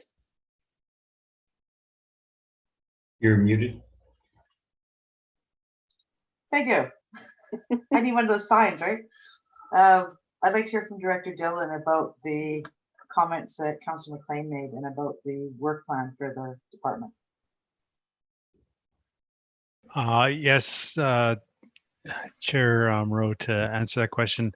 Just to clarify, is this a question about the transportation plan specifically, or was there another item? I think we're talking about the district-wide transportation planning study. Okay. Yeah. So I think a district planning study, my preference would have been to call that project the Transportation Master Plan. The one we have on the books is from 2009. So it's dated and didn't provide really a high level of detail and clarity. I think one of the key issues is with the ongoing pressures from development and the applications we're getting in. Every time we look at a development, we're looking at it in the transportation network on a piecemeal basis. So this would be to make sure we look at the overall network in a holistic kind of a visionary type way where we're including active transportation in it. Why we've advanced the Transportation Master Plan is because we have a strong engineer that we hired, Megan, who's got some background in this, and as well as some really good synergies happening with our planning division, with Marina coming on to assist in that endeavor. So feel the critical mass is there now to get this going, and given the development pressures, this is a good time. And as you know, we've also applied for a rather large grant through the another COVID relief grant for a major active transportation network expansion. So we felt now was a time. Can we defer it? Sure, we can defer it. It would just mean that we would continue in the current way of kind of piecemealing our transportation network together instead of having that overall overarching plan. And there might be opportunities with additional grants being announced where we can perhaps apply for a grant and offset some of this money that we're looking to use for this. Any grants that we come our way after the budget has been passed, like if we apply for those grants, we get the money, then obviously we don't spend that money and it stays in reserve. So that also can be done as we move forward. So that is the background behind the Transportation Master Plan. Thank you. Councillor Kuster. Question is for Director Dillon. Do you see that the planning staff would be able to take this on? Like, is that something that, going between both Councillor Toth and McLean's comments, is this something you think realistically you guys would be able to accomplish or start at least? I know it's a big question, but. Thank you for the question. In response to Councillor Kuster's question, I think I would get in a lot of trouble if I spoke for Director Allen's staff and their ability to be involved with this. So I could speak only for my staff. I think there's a lot of desire to get moving on this. I know Megan, our manager of development engineering and sustainability, has already started some planning and work on this in the background. Thank you to Council for approving previous positions today. I think that will greatly facilitate our ability to get moving on these long-term strategic plans that have really languished for quite some time and need to be updated. So yes, from my standpoint, I'll have to defer to Director Allen on what his group's capabilities are at this point. Thank you. And through the chair, I'd be happy to contribute as well. I think our working understanding as staff is that our our manager of sustainability and engineering will primarily take the lead. Certainly great opportunity here for our community planner to contribute. As Director Dillon noted, there's the transportation network at the neighborhood scale for subdivisions, but we also have significant opportunities for COVID relief funding to enhance our transportation networks, which are identified in the official community plan, but tying that all together with a proper master plan is really enticing for us, and planning is certainly willing to play a partnership role and continue to build our team as a whole and work with engineering and public works. Thank you, Director Allen. Assuming Councillor Kuster still has her hand up and hasn't taken it down, she doesn't look like she has a burning question. Mayor Seegers? Oh, you're muted again. Muted again. I try and mute myself so I don't make any noise in the background. Okay, I'd like to look at this whole page. So couple of the pieces on here. Capital contribution increase. So this is a 3% increase. That's 294.5. So that was a policy we looked at a few years back where we did 3% increase to try and build up some capital to deal with capital improvements or capital maintenance, repairs and things that had to happen in the municipality. Okay, so that, if you look below, that's listed separately at 294.5. Otherwise, the rest of them from taxation are $63,250. All the rest are coming from other funding sources, COVID funding, community works, etc. So what I'd like to do is see, is there anything in here? So looking at council, is there any, like, where are you at with regards to the capital contribution? And then where are you at with any of the rest of them? Are there any you want out? Otherwise, I think we can maybe move this page Point of forward. order. Well, we have a motion on the, Oh, do we? Oh, sorry. on the Okay. floor here, Mayor. If you could just settle down a bit. Okay, sorry, what's the motion on the floor? The Sorry. motion on the floor is to, I do have control of this meeting. I know I've had some challenges. Okay. The We're motion doing on the the Hackett floor Park is, and the district-wide transportation. Got it. that's right, 011 and 14. There is Sorry, a I'm just motion looking at the to top. approve 011 and 14. And I'm not going to ask for any more comments. I'm going to call the question. All those in favor? And opposed? And do you guys want those recorded? No. So 014, 11 to 14 has been approved. And I was basically going to go down that same pathway that you were. I was going to ask us to look at 021 A through G.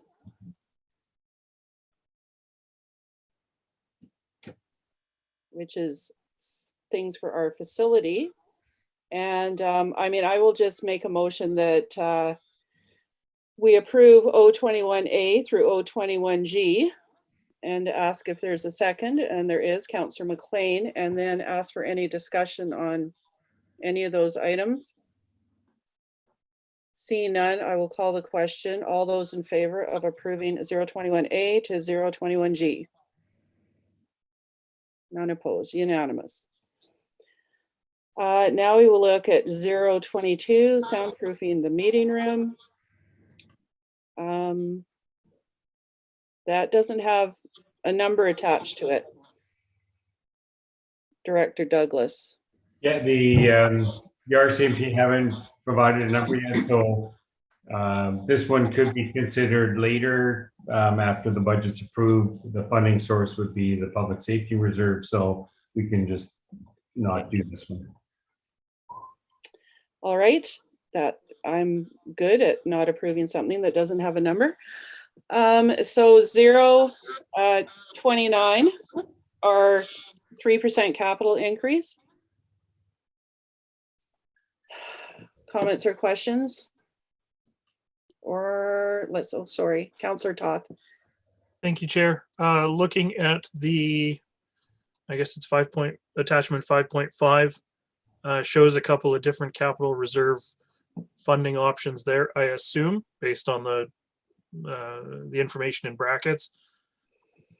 Getting back on with the 3% is the only program that seems to balance at this point. So as much as I would love to defer the full contribution at least one more year, the numbers say that we can't, and so I will move that we incorporate that as presented. Seconded by Councillor McLean. Councillor Scott. Comments? Questions? Actually, I found the information I needed. That's okay. Thanks. Okay, thank you. Councillor McLean. Yeah, I just want to speak briefly to this because it's a major source of tax increase.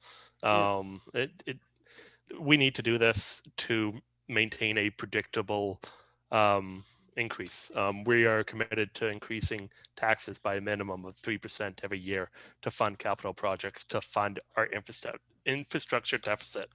We have so much work we need to do. This is it's the only way we can get to sustainability, and it's the most predictable way. If we keep on doing these gradual 3% increases, we will have a sustainable capital fund. We will get there one day, and this means we don't need to make rapid increases if we need to pay for something major. So this is the most responsible way, and I'm in full support. Mayor Seegers. All right, so if I want to just put this down into increase, like dollar increase to taxes. So if we do 294,500 divided by 96,000, because that's a 1% tax increase, we're looking at about a 3% tax increase, right? 3.06 is what comes in, right? Yes, so It is times 3 15. Sorry, it is 3%. It's 3% tax increase. So we're looking at $45 per year per household to fund this capital. Okay, About. perfect.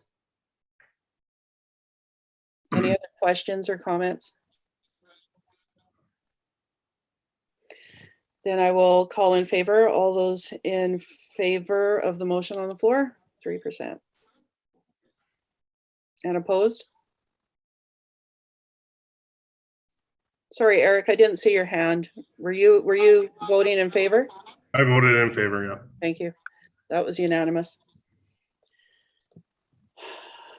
Okay, the last thing on this page is the Sunshine Coast Salmon Enhancements Society well. $50,000 from the community forest dividend. Councillor Toth. Happy to move to incorporate it as presented. Oh, Councillor McLean has seconded that. Is there conversation or comments or questions? No, all in favor?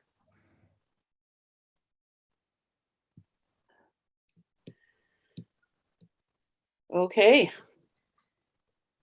That list is complete. Councillor McLean, did you just have your hand up? Okay, sorry. Is there something else you would like us to look at, Director Douglas? So the next area would be capital and projects, starting on page 35 of the agenda. Oh God. Councillor McLean. Yeah, I think I'm going to take a removal effort approach to this one. So I'd like to make a motion to remove the lighting of welcome sign. Is there a seconder for that, Councillor Toth? Sorry, could you report to the indicate the page too? You have to find the museum here. Oh, that's on page, sorry, page 36. Yeah, sorry, I'm working off my own spreadsheet for this. Yeah. Project code 7442. Do you think you could share that page, Director Douglas? Yes. So it's project 7442, $24,000 being funded from the capital reserve. Welcome sign. So there's a motion on the floor to remove this item from the list. Questions, comments? Does anybody have their hand up? No. Okay, all in favor of removing this item from the list?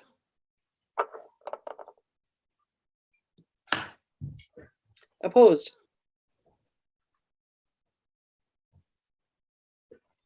That motion is carried.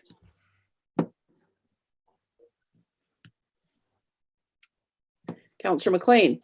I'll go for another one. I'll like to make a motion to remove the seaside art walls from the capital project list. Is there a seconder for that motion? Councillor Toth.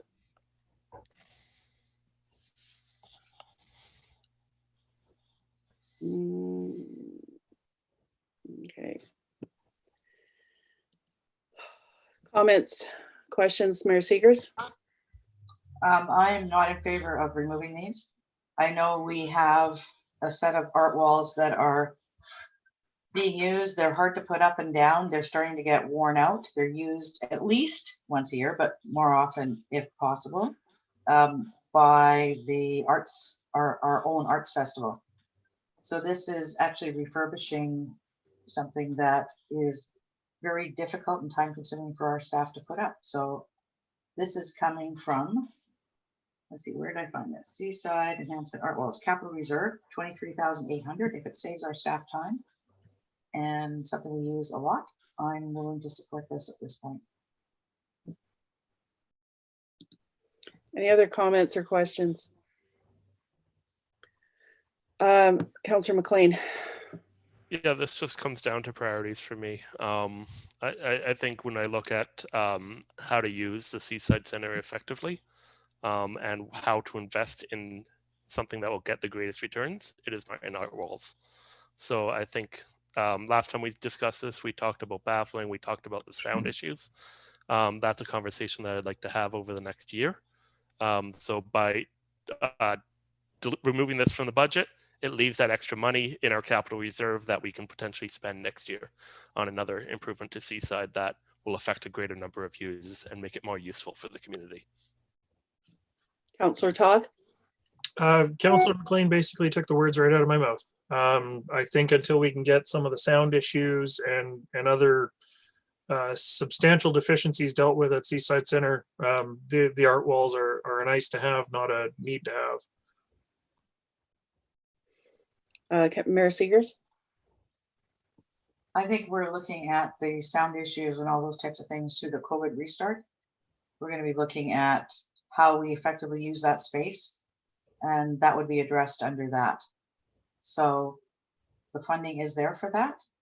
This is something that we've been hearing from the community and from staff is a need to have within that facility.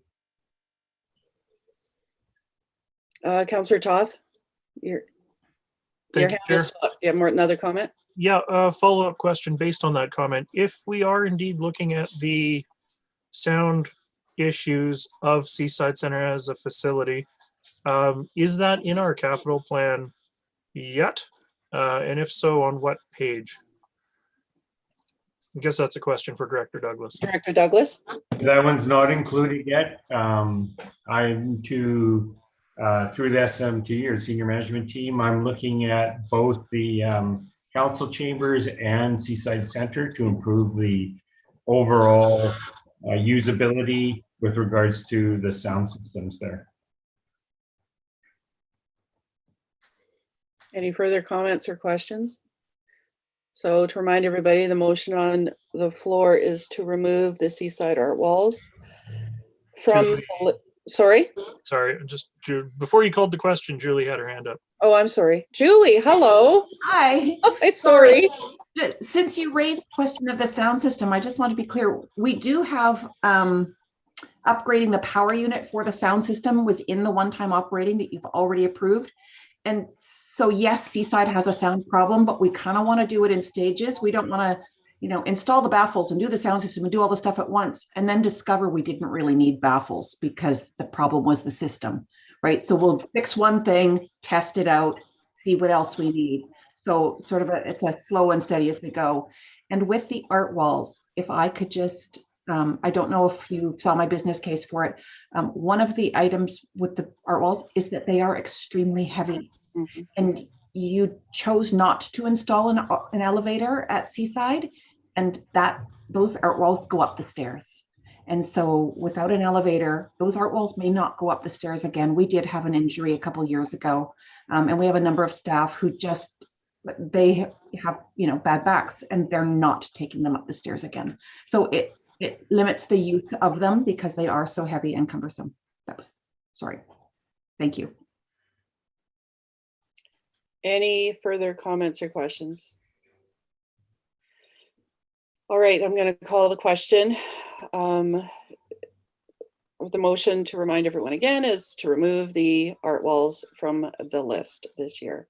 All those in favor?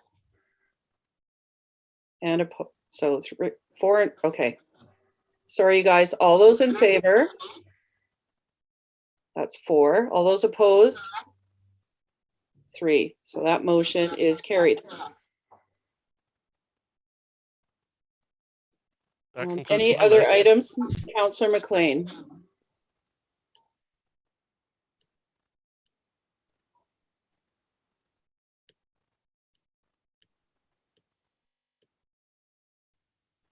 Are you thinking or are you frozen on my screen? Sorry, that's all I got. Okay, Mayor Seegers? If there's nobody else who wants to remove anything else, I'd move that the rest of them be incorporated into our budget. Do I have a second for that? Councillor Toth? Comments or questions? All in favor?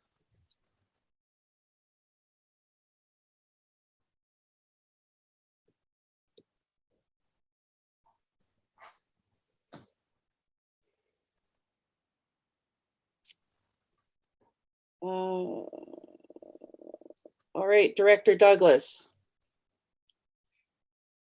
Okay, I was going to start talking about taxes. So page 50 of your agenda. Mm-hmm.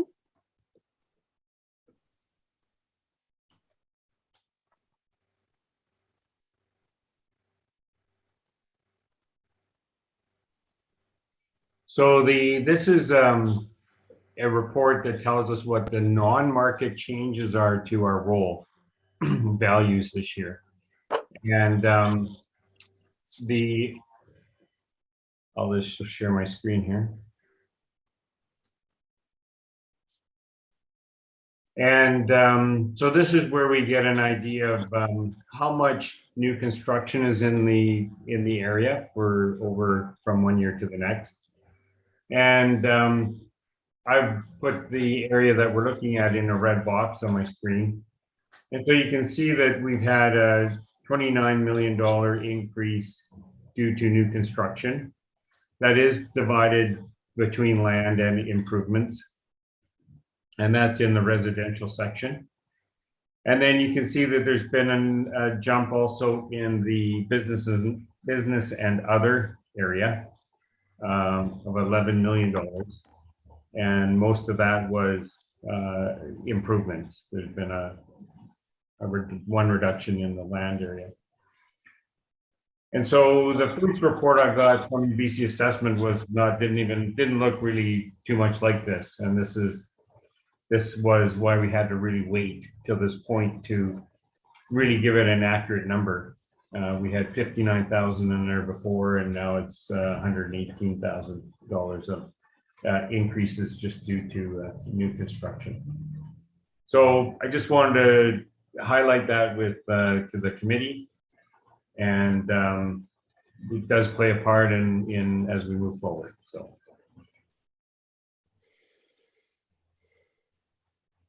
this is just providing information. This is page 51 of your agenda. Provides information on the net taxable values. This is what we'll be taxing the property owners on these values. So whether it's the general taxation, the hospital or school, we now have all our values here. And like I said, we just got those last Thursday, I believe, or a week and a half ago. And so just a quick look at from one year to the next. So 2020 versus 2021, how the roll increased due to this is due to both market conditions as well as new construction. So, you know, it's gone up over, well, about $160 million, which is, you know, a significant overall, you know, increase to your assessment values in your community. And the next section is not really relevant because I prepared that on different numbers. Right now we're sitting at a 6.92% increase for operations and a 3% for capital. And so I would come back to council. I think we should have a special council committee of the whole meeting next Wednesday if it works for everybody, where we can go through the taxation based on our decisions this week. And if everybody's okay with that. I think that's already been held in our calendars. Okay. And so the other slide I wanted to show, it's really the same slide as the non-market value, but this one column shows you what the percentage change is due to market. This is all driven off of the sales that we've had over the year. So you can see that the residential values increased 3.72% from one year to the next, just due to the value of sales in the year. The more probably important one to look at would be the business and other area, where you can see that due to market conditions, the assessments values pretty much all went down except for a couple classes. With the managed forest land leading pack, but business other, the assessment values due to market conditions went down 2.31%. So it's good knowledge to have. We talked earlier about how Parksville and District of Sechelt looked with regards to taxation. And so Parksville is the third green line down. And you can see that general municipal taxation there, their average residential property is charged $1,808, and the average property in Sechelt is $1,543. So there is a difference, between what they do charge and what we do charge to our residents for just general municipal. I'm not really focusing outward too much. I'm really down that column of general municipal. You have in your agenda package the full report, and I've just cropped this back to show limited amount of information. And I think that would be it for today. Thank you. Any questions for Director Douglas? Councillor McLean. Yeah, I believe you threw out a number for the tax increase. Was that based on the changes that we made today? And I was wondering if you could just repeat that. 6.92 for operations and 3% for capital. Okay, so just under 10% total. Correct. Thank you. Oh, I had one more slide. Okay. Apologize. And this is just an ask for pre-approval of a couple of projects. Or items. We are basically at trail maintenance time pretty much now. And so the utility parks vehicle would be a great help at this point in time. So we're looking at asking for pre-approval of that. IT infrastructure are included in that $35,000 is an amount to install more memory in our system at the district office. And because we are starting to get down on memory, and we have the on-base project starting up, we need to advance this project now, and our current contractors would be able to handle that project. And then in the project list, there's 2 items for pavement program this year, and we're just asking to have approval on one of the 2 for now, so we can get moving on pavement. Councillor Toth has his hand up. Thank you, Chair. Thank you, Director Douglas, for including the project codes. I was going to read them off and then the slide disappeared, but regardless, I'm happy to move pre-approval of the 3 projects as presented. Project code 0088, 7875, and 7473. Seconded by Councillor McLean. Any questions or discussion? All in favor? That's moved. Is that all from you today, Director Douglas? Yes, it is. Thank you very much for your direction. On Wednesday, I'll put together slides looking at taxation on commercial and residential properties, and we'll use a low and a high, or a low, medium, and a high, and so we can see what the impacts are on those residences or commercial properties. Thank you very much to you and staff for all the work involved in this. I see that we've come to the end of our agenda today. So, seeing no other business, may I ask for a motion to adjourn the meeting? Seconded. Councillor Kuster, and all in favor. And I will ask